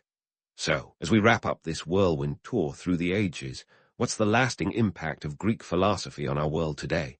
It's like an intellectual time capsule, preserving not just ideas, but the spirit of inquiry and debate. Greek philosophy challenges us to ask the big questions, to engage with the world critically and thoughtfully. It reminds us that the pursuit of wisdom is a journey, not a destination, and that sometimes the best answers are the ones that lead to even more questions. In a world that often feels like it's spinning faster than ever, the Greeks offer a steadying hand, a reminder to pause, reflect, and question. Their legacy is a testament to the power of ideas to transcend time and space, to shape societies, and to inspire future generations. As we navigate the complexities of the modern world, grappling with challenges both old and new, the Greeks are right there with us, whispering from the pages of ancient texts and the echoes of philosophical debates. They remind us that while the world may change, the human quest for understanding remains a constant, a thread that ties us to the past and guides us into the future. And so, as we close the book on this chapter of history, let's carry forward the legacy of Socrates, Plato, and Aristotle, not as relics of a bygone era, but as living companions on our ongoing journey of discovery. Whether we're faced with ethical dilemmas, political upheavals, or just trying to navigate the complexities of everyday life, Greek philosophy offers a compass, helping us find our way in a world that's as challenging as it is wondrous. It's a legacy that continues to resonate, proving that while societies may rise and fall, the pursuit of wisdom is truly timeless. You find yourself standing on the vast, windswept steppes of Eurasia, feeling the earth beneath you stretch toward the horizon like an endless sea of grass. Welcome to the world of the Scythians, the original nomadic badasses. These folks weren't just any old wanderers. They were the formidable horse-riding warriors who roamed between the Black Sea and the far reaches of Mongolia. Think of them as the rock stars of the ancient world, minus the screaming fans, but definitely with the killer outfits. Now, when we talk about the Scythians, we're diving into a culture that thrived from around the 9th century BC to the 2nd century AD. These were not your run-of-the-mill nomads. They were the kind of people Herodotus couldn't stop writing about, even if some of his tales were a little more creative non-fiction than strict history. The Scythians had a reputation that was as wild as their hair. And trust me, they didn't just ride into battle, they rode into legend. Here's where it gets fascinating. The Scythians were known for their unique way of life, one that was as mobile as it was fierce. Their entire existence revolved around the horse, making them the cowboys of the Iron Age. They lived in yurts, or mobile tent homes, which they dragged around on wagons. No real estate headaches for these guys. Just pick up and move whenever the mood struck, or the grass got a little too eaten down. But let's get to the juicy part, their reputation as warriors. These people were the real deal. They didn't just defend their territories, they expanded them with a fervor that would make Genghis Khan say, "Dude, take it easy." Armed with the composite bow, a weapon as deadly as it was elegant, Scythians were capable of taking down enemies from a distance that would make any modern archer envious. And those enemies? Well, let's just say Scythian neighbors were more likely to send a peace envoy than a battle cry. Now, I know what you're thinking. All this sounds like a recipe for a life that's solitary, poor, nasty, brutish, and short. But don't be too quick to judge. The Scythians had a rich cultural life, especially when it came to their burial rituals. And oh boy, were they something to behold. They built these things called kurgans, massive burial mounds that were essentially the ancient equivalent of a high-rise tomb. Imagine the pyramids, but with a lot more grass and fewer tourists. These kurgans weren't just about saying goodbye to the dearly departed. They were intricate ceremonies that reinforced social hierarchies. The bigger the kurgan, the more important you were in life. Think of it as the ultimate status symbol. My mound is bigger than your mound. And these weren't just simple dirt piles. They were architectural feats. Some of them were as tall as 20 meters high and could span up to 100 meters across. That's a lot of dirt to move, especially for people without bulldozers. Let's not forget the contents of these kurgans. They were packed with treasures, gold, weapons, jewelry, and sometimes even the remains of sacrificed horses and servants. The Scythians believed in an afterlife where you'd need all your earthly possessions, and maybe a few extra hands to keep you company. It's like packing for a very long trip with no return ticket. Now, while these burial practices might sound extravagant, they played a crucial role in Scythian society. They were more than just a send-off. They were public events that underscored social order. You were reminded of your place, both in life and in death. It was like the ultimate ancient awards ceremony, but instead of a trophy, you got a mound. As you stand there, amidst the whispers of the wind and the echoes of the past, you can't help but marvel at how this nomadic culture, so rooted in mobility, managed to leave such a permanent mark on history. The Scythians may be long gone, but their tales, both the myths and the realities, continue to gallop through time, leaving us with a legacy that's as enduring as it is enigmatic. But as the echoes of the past settle, let's pivot from those grassy high-rises to something a bit shinier, the Scythian obsession with gold. If the Scythians had a Tinder profile, it would say, "Swipe right if you love gold." We're not just talking a fondness for the glittery stuff. We're talking about a full-blown meters-level fixation. These guys took bling to a whole new level, and it wasn't just for showing off at the next tribal gathering. Gold for the Scythians was like avocado toast for millennials, a status symbol and a must-have item. You might wonder why a bunch of nomads with no fixed address were so enamored with this heavy metal. Well, gold wasn't just a flex. It was the ultimate social currency. In Scythian society, gold signified power and prestige. The more you had, the more important you were. It was like an ancient race for the Forbes list, except instead of billionaires in boardrooms, you had chieftains on horseback. And they didn't just keep this gold tucked away for a rainy day. They wore it. We're talking about golden torques, elaborate belt buckles, and even gold-tipped weapons. If you think the Met Gala is extravagant, you should have seen a Scythian chieftain in full regalia. Now, let's talk economics because, spoiler alert, gold wasn't just about looking fabulous. The Scythians' affinity for gold had significant economic implications. This shiny metal became a linchpin in their interactions with neighboring civilizations, particularly the Greeks, who were more than happy to trade with these golden aficionados. The Greeks viewed the Scythians as both barbaric and fascinating, kind of like how we all view reality TV. So, what did the Greeks have that the Scythians wanted? Wine, olive oil, and ceramics, to name a few. In exchange, the Greeks got gold, furs, and slaves. It was like an ancient Amazon Prime, minus the next-day delivery. Trade with the Greeks wasn't just about exchanging goods. It was a cultural exchange that had ripple effects. Through these interactions, the Scythians adopted new technologies and goods, including the oh-so-classy Greek pottery. But let's not get too romantic about this cross-cultural mingling. It wasn't all cumbear around the campfire. The Scythians knew what they wanted, and they had no qualms about using their military prowess to get it. Historian Herodotus tells us they even waged war on their neighbors to secure trade routes. Imagine the Scythians as the ancient world's corporate raiders, only instead of hostile takeovers, they had actual takeovers. The Scythians' love affair with gold also had a profound impact on their economy. Gold became the backbone of their wealth, and their economy was intrinsically tied to its acquisition. This wasn't just a passive collection of shiny objects. It was an active pursuit. They mined it, traded for it, and yes, took it by force when necessary.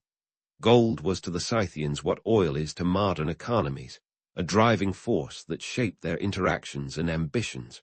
But let's debunk a myth while we're at it. The Scythians weren't the barbaric hoarders that some ancient historians painted them to be. Their use of gold was as much about cultural expression as it was about wealth. Their craftsmanship was unparalleled, with intricate designs that showcased their artistic flair. Scholars have marveled at the detail in gold plaques depicting animals, warriors, and mythical creatures. This wasn't just bling for bling's sake. It was a testament to their skill and creativity. So, what did all this gold obsession mean for the Scythians, socially and politically? Well, it reinforced hierarchies and power structures within their tribes. Gold was the ultimate status symbol, and the more you had, the higher you climbed on the social ladder. It also played a role in tribal politics, as leaders used gold to reward loyalty and secure alliances. In many ways, gold was the glue that held the Scythian political structure together. Without it, their society might have looked very different. Now, let's not forget the bigger picture. This gold-centric economy meant that the Scythians were deeply intertwined with the broader ancient world. They weren't some isolated nomads living on the fringes of civilization. They were active participants in the economic and political machinations of their time. Their interactions with the Greeks, Persians, and other neighboring civilizations were shaped by this mutual dependency on trade and the allure of gold. As you stand amidst the echoes of their golden legacy, you realize that the Scythians were more than just nomadic warriors. They were shrewd traders, skilled craftsmen, and astute politicians, whose love for gold left an indelible mark on history. The Scythians may have ridden through the steppes with the wind in their hair, but their legacy was firmly rooted in the gold that adorned their bodies and fueled their ambitions. And as we delve deeper into their story, remember that this is just the beginning. The tale of the Scythians is as complex and multifaceted as the gold that captivated their hearts and minds. As the shimmering allure of Scythian gold fades into the background, let's turn our gaze to something a bit more, shall we say, herbal. No, we're not talking about Scythian kale smoothies, but rather their use of hemp. Yep, those ancient nomads were into hemp long before it was cool. The Scythians had a rather unique relationship with hemp that went beyond the hemp rope and textiles we typically associate with ancient cultures. They incorporated it into their rituals, and not just any rituals, but ones that involved steam baths and fumigation. You might think, what's so special about that? Well, according to Herodotus, the ancient Greek historian who's part storyteller, part gossip columnist, these were no ordinary spa days. Herodotus gives us a glimpse into the Scythian world with his vivid descriptions. In his account, the Scythians would construct small tent-like structures, essentially the Iron Age version of a sauna. Inside these tents, they toss hemp seeds onto hot stones, creating a thick, fragrant smoke. Herodotus notes that the Scythians would howl with joy as the smoke enveloped them, presumably because they were getting as high as a kite. Now, before we take Herodotus at his word, a little skepticism is healthy. This is the same guy who claimed that giant ants in India dug up gold.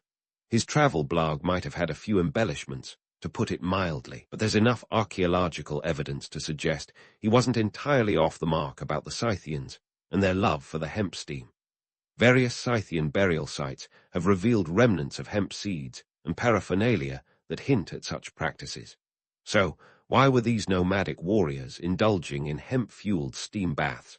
Well, consider the social and religious implications. For the Scythians, these rituals likely served as a communal gathering, a way to bond and reinforce social ties in a world where loyalty could mean the difference between survival and extinction. These were more than just sessions of ancient aromatherapy. They were communal experiences that strengthened the social fabric of these tribes. There's also a religious angle to consider.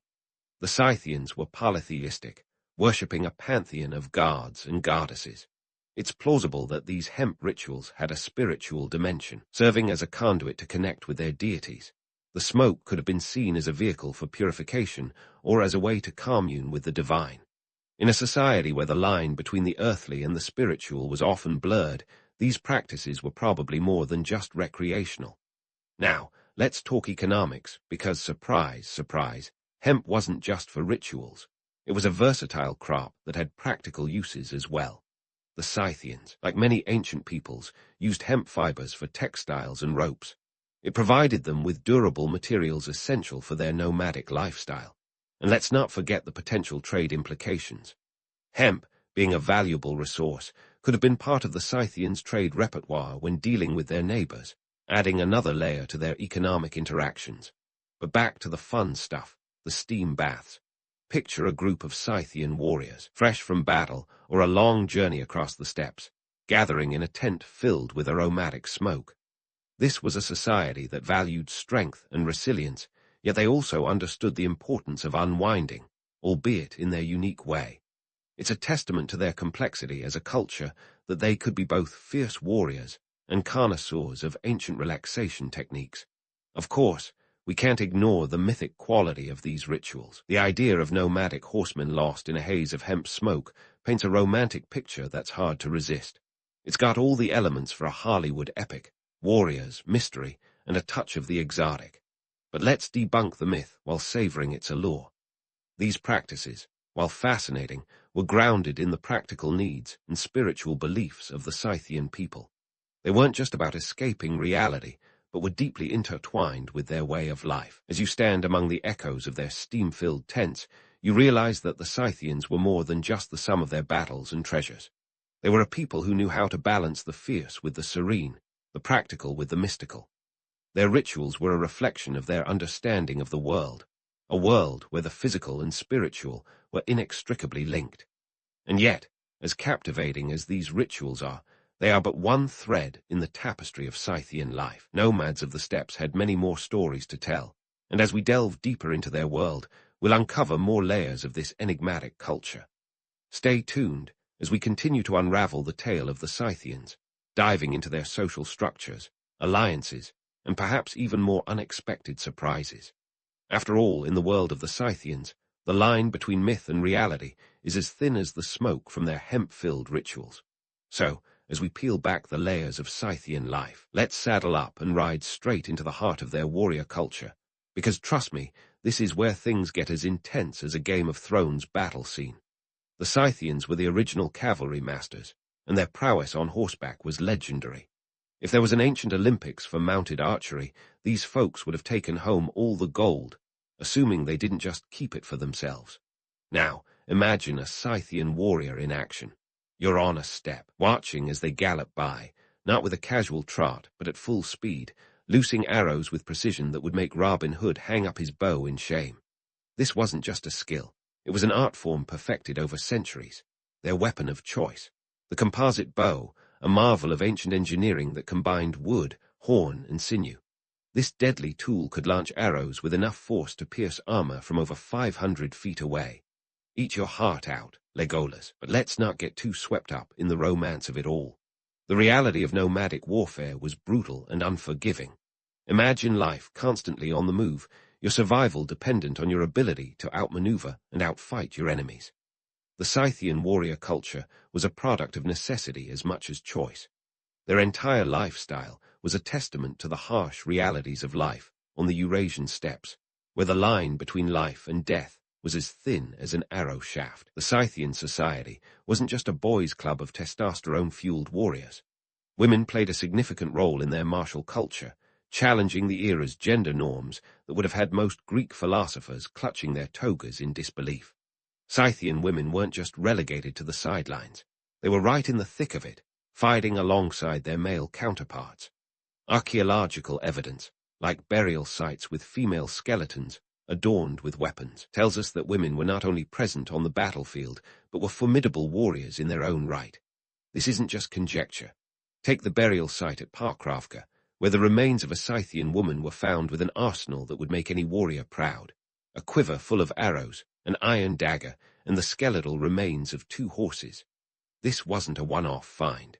Across several sites, women were interred with weapons, armor, and other martial paraphernalia, suggesting that they were both respected and feared. Of course, this doesn't mean we should romanticize the Scythians as some kind of ancient feminist utopia. The presence of warrior women was likely a practical response to the demands of their harsh environment. When survival is a daily battle, everyone's got to pull their weight, regardless of gender. The Scythians understood this and adapted accordingly, showing a pragmatic flexibility that was crucial to their enduring success. Now, let's pause for a moment to consider the economic implications of this warrior culture. War wasn't just a pastime for the Scythians, it was a business. Raiding neighboring tribes and civilizations was a way to acquire resources and expand their influence. This wasn't mindless violence. It was strategic and calculated, a means to an end in a world where alliances were as fickle as the weather. Scythians' reputation as fierce warriors made them both feared and respected by their neighbors. They were often employed as mercenaries by the likes of the Persians and Greeks, who recognized their unparalleled skills on horseback. This mercenary work not only brought wealth, but also integrated the Scythians into the broader tapestry of ancient geopolitics. They were not isolated. They were players on a grand stage, wielding their martial prowess as both sword and shield. But let's debunk a myth while we're here. The romantic image of the Scythian warrior as an untamed barbarian is a bit of a caricature. These were sophisticated people with a keen understanding of strategy, politics, and economics. Their warrior culture wasn't just about brute force.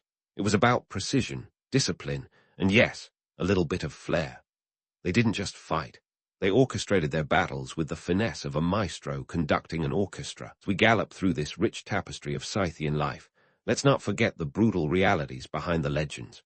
The constant threat of violence, the hardships of a nomadic existence, and the relentless pursuit of resources defined their existence. Yet within this harsh framework, the Scythians crafted a society that was as complex as it was resilient. They were the ultimate survivors, navigating the tumultuous landscape of the ancient world with a combination of grit and grace. So, as we leave the dust of the steppes behind for now, remember that the story of the Scythians is far from over. Their legacy extends beyond the battlefield, into the realms of culture, economy, and social structure. There's a lot more to uncover, and as we delve deeper into their world, we'll continue to explore the nuances of this fascinating culture. Until next time, keep your bows strung and your horses ready, because the Scythian saga is just getting started. As the dust of the Scythian saga settles, let's turn our gaze to the twilight of their tale, a tale as compelling as it is cautionary. The Scythians, those enigmatic nomads who once thundered across the steppes with the power of 1,000 horses, eventually faced the inevitable decline that all great cultures do. It didn't happen overnight, or even in a single dramatic battle. No, the fall of the Scythians was more of a slow unraveling, a gradual fading into the annals of history that began around the 3rd century BC and stretched into the early centuries AD. So, what led to this decline? Well, get ready for a cocktail of environmental change, internal strife, and the relentless march of neighboring powers. For starters, climate shifts began transforming those lush, grassy steppes into something less hospitable, nudging the Scythians out of their comfort zone. As if Mother Nature herself had decided it was time for a change of scenery, these nomads found their once fertile pastures dwindling, forcing them to adapt or perish. Now, let's throw in a dash of internal discord for good measure. The Scythians, despite their impressive warrior culture, were not immune to the pitfalls of internal power struggles. Imagine Game of Thrones, but with more horse dung and fewer dragons. Tribal factions vied for control, and this infighting weakened their ability to present a unified front against external threats. It's a classic case of divided we fall, and fall they did. Enter the Sarmatians, a kindred nomadic group who decided to crash the Scythian party. These guys were like the uninvited guests who don't just show up, but take over the DJ booth and raid the fridge. By the 2nd century BC, the Sarmatians began encroaching on Scythian territory, leveraging their own cavalry prowess and forming alliances that chipped away at Scythian dominance. And as if that wasn't enough, the Scythians also faced pressure from the increasingly powerful Roman Empire, which had this pesky habit of expanding its borders at the expense of its neighbors. But let's not paint the Scythians as mere victims in their own downfall. They were active participants in their fate, both resilient and adaptable. They migrated, they fought, they made alliances, and yes, they even tried to reinvent themselves. However, in a world that was rapidly changing, even their legendary adaptability couldn't stave off the inevitable forever. As they faded from the historical stage, the Scythians left behind a legacy that was far from ephemeral. Their influence was like an indelible ink that seeped into the cultures that followed. Take the Sarmatians, who absorbed many Scythian practices and carried them forward, blending them with their own traditions to create a hybrid culture. The echoes of Scythian art, with its intricate animal motifs and gold craftsmanship, found their way into the designs of the Sarmatians and later the Alans, who were themselves progenitors of the early medieval European cultures. And then there's the legacy of the Scythian warrior women. Their presence in Scythian society may well have inspired the Greek myths of the Amazons, those legendary female warriors who challenged the patriarchy of ancient law. While the Amazons remain a blend of fact and fiction, the reality of Scythian women warriors provides a tantalizing glimpse into how these myths might have been rooted in truth, further complicating our understanding of gender roles in ancient societies. Now, let's tackle the myths versus the reality of the Scythians one last time. It's easy to romanticize these nomadic horsemen as the wild, untamed spirits of the steppes, galloping through history with reckless abandon. But the reality is that they were a sophisticated and complex society, deeply attuned to their environment and adept at navigating the political and economic currents of their time. They were not just warriors, but also traders, politicians, and cultural influencers whose legacy rippled across centuries. In the end, the Scythians remind us of the transient nature of power and the resilience of cultural influence. Their story is a testament to the fact that while societies may rise and fall, their impact can endure far beyond their years. It's a lesson in the impermanence of empires, but also in the enduring power of cultural exchange. So, as we close the book on the Scythians, let's not forget the lessons they left us. They may have vanished from the steppes they once dominated, but their legacy endures in the stories we tell, the art we admire, and the cultures they touched. In a way, the Scythians are still galloping through history, their tales carried on the winds of time, reminding us that the echoes of the past are never truly silent. And with that, dear listener, we leave the steppes behind, enriched by our journey into the world of the Scythians, those original nomadic badasses who continue to captivate our imaginations long after their last arrow flew. The sun's barely crept over the horizon, and already the air buzzes with the low hum of anticipation. Welcome to the early morning chaos of an ancient Mesopotamian market, a place where the scent of clay and spices mixes with the musky aroma of livestock. It's the beating heart of the city, a logistical masterpiece wrapped around the towering silhouette of a ziggurat. Think of it as the world's first skyscraper, if skyscrapers were designed for guards rather than Wall Street traders. Now, if you're imagining a quaint farmer's market with hand-lettered signs and artisanal cheese, let me stop you right there. This is a nerve center of commerce. Picture rows of stalls more like a meticulously organized beehive, each buzzing with activity as merchants set up shop in the cool morning air. This isn't just about selling goods. It's about being part of a grand economic machine that connects cities like Uruk, and Babylon through an intricate web of trade routes. Let's talk money because, let's be honest, that's what really fuels this operation. Renting a stall here isn't cheap. We're talking about a few shekels, Mesopotamia's answer to the dollar, just to secure your spot for the day. That's a significant chunk of change when you consider that the average worker might earn about 60 shekels a year. It's a reminder that commerce has always been a game of risk and reward, long before stock markets made it fashionable. Behind the scenes, trade guilds are the unsung heroes keeping this market running like a well-oiled chariot. Think of them as the original business networks, ensuring that no merchant is left out in the cold and that prices remain fair, or at least as fair as they can be when profit is on the line. These guilds offer a sense of security in a world where a bad harvest or a sudden flood could ruin your livelihood faster than you can say Hammurabi's code. But let's not forget the caravanserais, those bustling hubs of activity where traders from distant lands gather to rest and exchange tales of their journeys. They're like ancient truck stops, only instead of greasy diners and coffee, you've got fire-roasted barley cakes and date wine. These travelers bring more than just goods. They bring stories and ideas that cross cultural borders, adding a layer of richness to the tapestry of Mesopotamian life.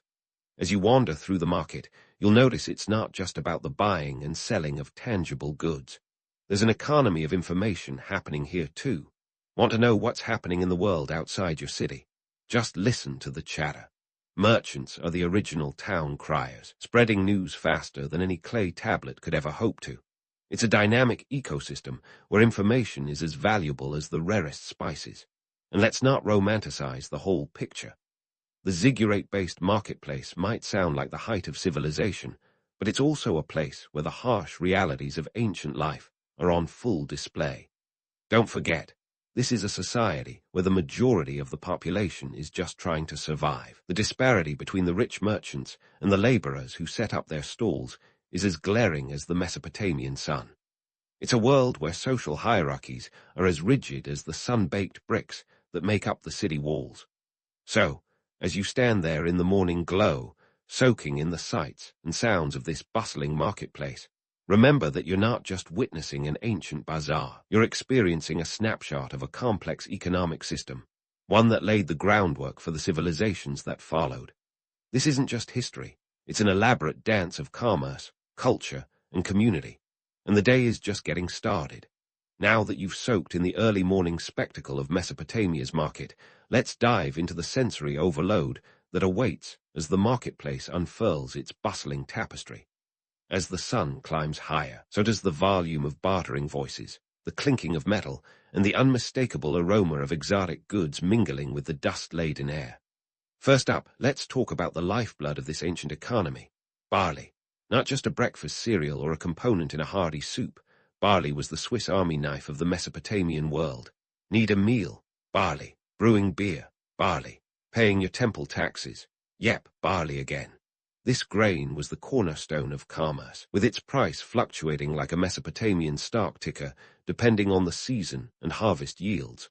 At peak times, a shekel could snag you roughly 300 liters of barley. Imagine trying to fit that in your shopping cart. But barley wasn't the only game in town. Textiles were another hot commodity, and let me tell you, there was nothing basic about Mesopotamian fashion. Think luxurious wool garments dyed in vibrant purples and reds, colors that screamed wealth back then, mostly because the dyes were painstakingly extracted from crushed sea snails and exotic plants. The price? Astronomical. We're talking several shekels for a single garment, making it more of an investment than an impulse buy. It's like the ancient Near Eastern equivalent of splurging on designer labels today. Then there's the metal trade, copper, tin, and a little bit of gold thrown in for good measure. These weren't just shiny baubles, but vital components for tools and weaponry, the backbone of any self-respecting Mesopotamian city-state. The price of copper could vary wildly, primarily because it wasn't exactly native to the region. It had to be imported from places like Anatolia, modern-day Turkey, which meant long, arduous journeys that added to the cost. Picture a trader haggling over a few shekels, knowing full well the metal's value could mean the difference between a thriving city and one overrun by its neighbors. As you navigate the labyrinth of stalls, you can't help but notice the scribes. These aren't your average market-goers. Armed with styluses and clay tablets, they're the human calculators of the ancient world, keeping the wheels of commerce turning smoothly. If you thought Excel spreadsheets were tedious, try etching numbers into wet clay. These scribes recorded everything from transactions to inventory, and their meticulous records were the backbone of Mesopotamian accounting systems. Think of them as the unsung heroes of ancient bureaucracy, sans the staplers and fluorescent lights. And speaking of numbers, let's talk taxes. While today's tax code might leave you scratching your head, the Mesopotamian system was surprisingly straightforward, perhaps because your options for evasion could land you in a pit of snakes, or, worse, in front of a very annoyed king. Taxes could be paid in goods, labor, or, you guessed it, barley. There's even evidence of some creative, albeit risky, attempts at dodging these dues. Picture a merchant trying to sneak a few extra shekels past the tax collector, only to find himself at the wrong end of a clay tablet audit. But let's not gloss over the charm of these ancient tax collectors. Their job was as unpopular then as it is now, but they were essential to funding the grand projects that made cities like Babylon shine. They had to be as tough as the ziggurat bricks, which is saying something in a world where the local IRS agent might also double as the guy who builds your city walls. As the day wears on, you begin to see the complex interplay between economic necessity and cultural exchange. It's not just goods that are traded, but ideas and innovations. Traders bring with them stories, news, and even foreign words that enrich the local dialect. The market is a melting pot of languages, from Akkadian to Sumerian, each word carrying a piece of its homeland with it. These linguistic exchanges are the precursors to globalization, happening long before anyone had coined the term. In this vibrant marketplace, you find the seeds of modern economics, politics, and culture. It's a place where the mundane meets the monumental, where every shekel spent or saved is a decision that ripples through time. The market isn't just a place to buy or sell. It's a stage where the drama of human ambition plays out in real time. So next time you swipe your credit card or haggle over a price, remember you're part of a legacy that stretches back to these bustling, dusty stalls. The day may be heating up, but there's still plenty more to explore in the world of Mesopotamian commerce. We've just scratched the surface of this ancient economic marvel, and there's much more to uncover as the market scene continues to unfold. Stay tuned, because the next act promises even more intrigue and insights as we delve deeper into the heart of this ancient civilization. Now, as the market hits its midday stride, let's delve into the political drama that unfolds alongside the economic dance. Here in ancient Mesopotamia, commerce and politics are as intertwined as the threads in a royal tapestry. We're talking local kings and priests who aren't just passive spectators in this bustling bazaar. They are the puppet masters pulling the strings. First off, let's chat about the kings. These guys weren't just figureheads lounging on their thrones with a goblet of date wine. Nope, they were more like the original CEOs, ensuring the market ran smoothly because, let's face it, their kingdoms depended on those sweet, sweet trade taxes. Think of them as early-day Jeff Bezoses, but with a penchant for clay tablets instead of digital ones. They set the rules, collected the revenues, and sometimes even flexed their muscles when disputes arose. You see, the marketplace was a hotbed for trade disputes. Surprise, surprise. Imagine a merchant from Uruk claiming his shipment of copper ingots was short by a few shekels worth. Next thing you know, there's a heated argument, and boom, you've got a full-blown Mesopotamian Jerry Springer episode. Enter the king's representatives, who acted as mediators. These folks were like ancient Judge Judys, armed with Hammurabi's Code, which, let me remind you, is one of the earliest known sets of laws. We're talking 282 regulations that covered everything from property rights to family law. If you thought your local small claims court was a hassle, try navigating this legal labyrinth. For example, if a merchant was caught selling subpar goods, he could be forced to pay back tenfold or even get his hand lopped off. Talk about an incentive for quality control. And if you think that's harsh, remember, these laws helped maintain order in a world where chaos was always one sheep away. Now, let's not forget about the priests. In Mesopotamia, religion and politics were as inseparable as peanut butter and jelly, or should I say barley and beer. The priests were the spiritual gatekeepers, claiming that the gods had a vested interest in the market's prosperity. They were the ones who claimed that Enlil, the god of wind and earth, might just have a say in whether your crops flourished or flopped. So, of course, the priests wielded considerable influence. They collected temple taxes and conducted rituals to ensure the gods were appeased. No surprise that priests often had a finger in the commercial pie, sometimes literally, with temple-run businesses competing in the marketplace. And speaking of gods, let's talk about how they were dragged into the market's political squabbles. Take the story of a merchant who, according to legend, refused to pay a temple tax, claiming divine exemption because he dreamt that the god Marduk told him so. Whether Marduk actually appeared in his dreams or the merchant just had a wild imagination, the priests were having none of it. They summoned him to the temple court, and after much ceremony, declared that Marduk didn't grant free passes. The merchant, probably regretting his divine gambit, ended up paying the tax and offering a hefty donation to smooth things over with the temple authorities. But the priests weren't just about collecting dues and orchestrating divine interventions. They also served as early economists, keeping records of agricultural yields and advising the king on economic policies. If a drought loomed, they might suggest a religious festival to invoke rain, which conveniently also served as a morale booster and a chance to collect more offerings. It's a clever mix of faith and finance that kept the wheels of commerce turning. Yet, let's not glamorize this priestly power too much. The reality was that these temple authorities often played both sides of the aisle, balancing religious duties with their economic interests. They had a knack for ensuring the gods were satisfied while their temple coffers were full.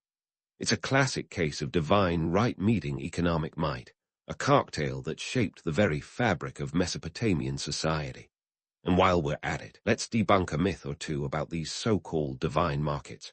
The romantic notion that every transaction was guided by celestial hands is just that, a notion.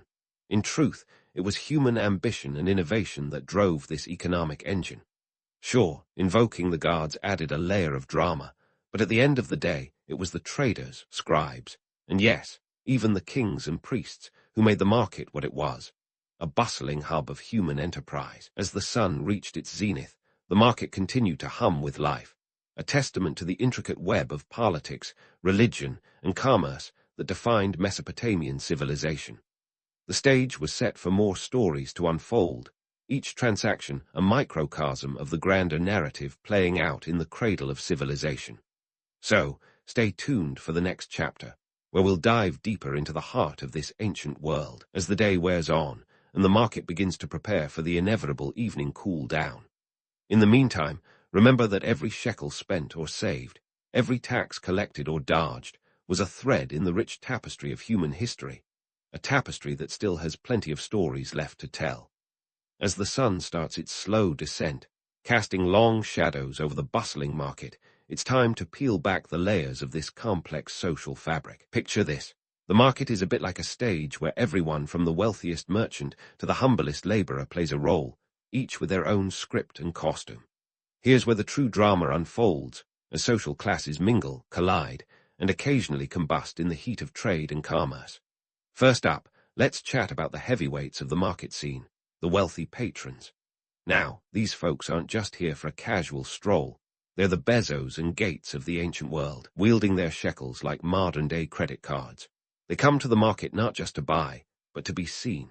It's a power play, a display of wealth and influence, because in Mesopotamia, social status is as much about perception as it is about possessions.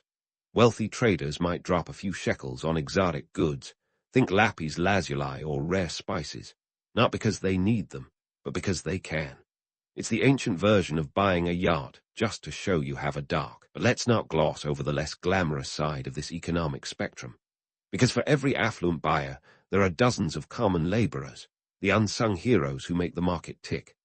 Picture them, calloused hands, sun-baked skin, lugging goods, setting up stalls, and haggling over the price of barley like their lives depend on it, which, spoiler alert, they do. These workers earn maybe a shekel a month if they're lucky, which means that every purchase, every transaction, is a careful calculation of survival, not luxury. It's a stark reminder that while the market is a place of opportunity, it's also a reflection of the harsh realities of social inequality. And let's not overlook the role of women in this bustling hub. Contrary to the often romanticized view that women were confined to hearth and home, Mesopotamian ladies were active participants in the market. Many ran their own stalls, selling textiles, food, and pottery, leveraging their skills in weaving and cooking into economic power. In fact, some women even held positions as priestesses, which granted them a certain social authority that could translate into market influence. They weren't just passive observers. They were active players in the economic game, proving that commerce was as much about brains as it was about brawn. Now, let's talk about credit and debt, those two age-old twins of commerce that have been causing sleepless nights since Hammurabi was a lad. In Mesopotamia, credit was the lifeblood of trade. Merchants extended credit to trusted clients, establishing a web of financial obligations that tied everyone from the top-tier traders to the lowliest laborers. This wasn't your modern credit card debt. It was more like a complex dance of mutual trust and obligation. Miss a payment, and you could find yourself on the wrong end of a clay tablet lawsuit. Debt, of course, was the shadow that loomed over every transaction. It's an age-old story. A bad harvest, a family emergency, and suddenly you're neck-deep in debt with a creditor breathing down your neck. And if you think modern debt collectors are tough, try facing a Mesopotamian creditor backed by the authority of Hammurabi's code. We're talking about serious repercussions here, from loss of property to forced servitude. It was a system that could uplift the diligent, but also crush the unfortunate, highlighting how economic systems can be both a ladder and a trap. Social status, naturally, played a massive role in these interactions. A wealthy merchant might leverage his connections to secure better terms or even wriggle out of a debt, while a farmer with no such network could see his livelihood crumble under the weight of a single bad season. It's a cruel reminder that economic mobility was as rare as rain in the desert, reserved for those with the right mix of luck, skill, and social standing.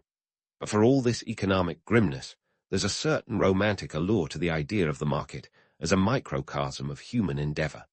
It's a place where fortunes can be made and lost, where every interaction is a delicate balance between risk and reward. The market is a stage where human ambition, greed, and ingenuity play out in vivid detail, each transaction a testament to both the best and worst of human nature. And speaking of human nature, let's pause to appreciate the timelessness of consumer behavior. The urge to haggle, the thrill of a good bargain, the strategic deployment of charm and wit to seal a deal. These are behaviors as old as the market itself.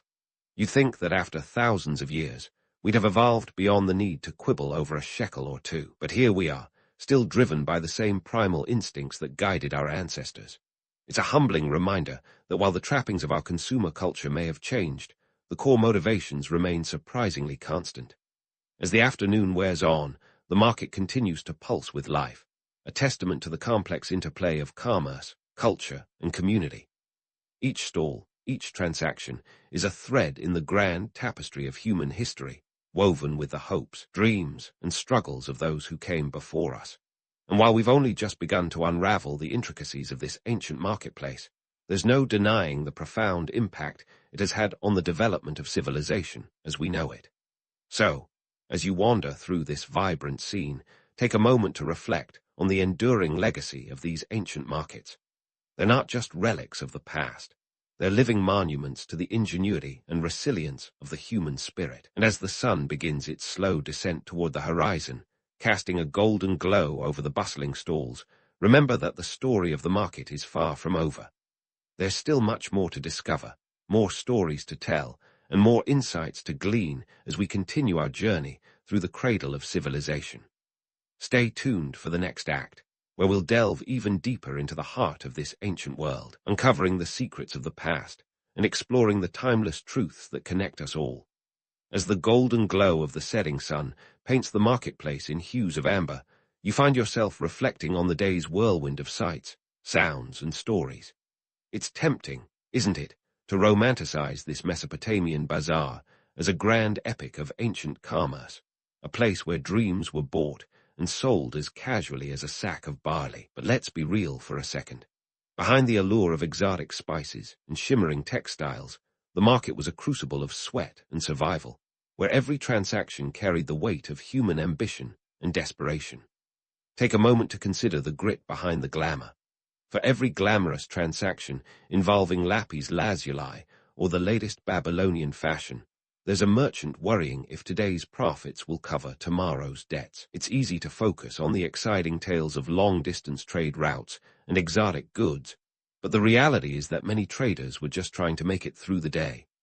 Picture this: a trader from fresh off a grueling 500-mile trek from Anatolia with copper ingots in tow, only to spend hours haggling in the marketplace to secure a decent price. That's not the stuff of epic poetry. It's the grind of daily life. Let's not forget the role of risk in these economic endeavors. A single misstep, a bad harvest, a shipwreck, or a bandit raid could spell disaster, wiping out fortunes and leaving families destitute. It's a reminder that commerce in ancient Mesopotamia wasn't just about buying and selling. It was a high-stakes game of survival where the stakes were often life and death. The romantic notion of the market as a social equalizer crumbles when you realize that the scales were often tipped in favor of those with power and connections. And then there's the matter of legacy. These ancient markets weren't just bustling hubs of trade. They were the laboratories of innovation, incubators of the systems and practices that shape our world today. Consider this. The concept of standardized weights and measures, crucial for fair trade, was honed in these very bazaars. It's no exaggeration to say that the scribes, with their clay tablets and styluses, were the forebears of our modern accountants, ensuring that every shekel was accounted for and every transaction recorded. The legacy of Mesopotamian commerce echoes through the corridors of history, influencing everything from economics to politics. The idea of trade networks connecting distant lands. Mesopotamia was pulling that off while the rest of the world was still figuring out fire. The practice of using credit to facilitate trade. Those ancient merchants were navigating lines of credit long before your bank ever offered you a shiny card with a magnetic strip. But let's not get too misty-eyed about the past. While Mesopotamia laid the groundwork for modern commerce, it was also a place where power dynamics were as relentless as the Tigris and Euphrates. The wealthy elite, often in cahoots with temple authorities, wielded influence that kept the common laborer in a perpetual state of struggle. The grand ziggurats might have been architectural marvels, but they were also stark reminders of a society where the divide between the haves and the have-nots was as unyielding as the clay bricks that built them. So, what's the takeaway from this dusty, bustling marketplace of old? It's that human nature, with all its contradictions and complexities, hasn't changed all that much. The thrill of a good deal, the anxiety of debt, the interplay of power and commerce. These are threads that weave through the fabric of history, connecting us to our ancient ancestors. The market was, and still is, a stage where the drama of human ambition plays out, each transaction a testament to both the tenacity and folly of humankind. As the last traders pack up their wares and the marketplace slowly empties, you're left with a newfound appreciation for the grit and grind that fueled these ancient economic centers. They weren't just places of commerce. They were crucibles of innovation and human endeavor, where the seeds of modern civilization were sown amidst the chaos of barter and trade. So next time you find yourself in a modern marketplace, navigating aisles or scrolling through endless online options, remember you're part of a legacy that stretches back to those dusty stalls in the shadow of a ziggurat. And while the backdrop and currency may have evolved, the essence of trade, the hustle, the negotiation, the shared human experience, remains as timeless as ever. In the end, the Mesopotamian marketplace teaches us that while the tools of trade may change, the heart of commerce remains steadfast. It's a testament to our shared history, a reminder that beneath the veneer of modernity, the pulse of ancient trade still beats strong.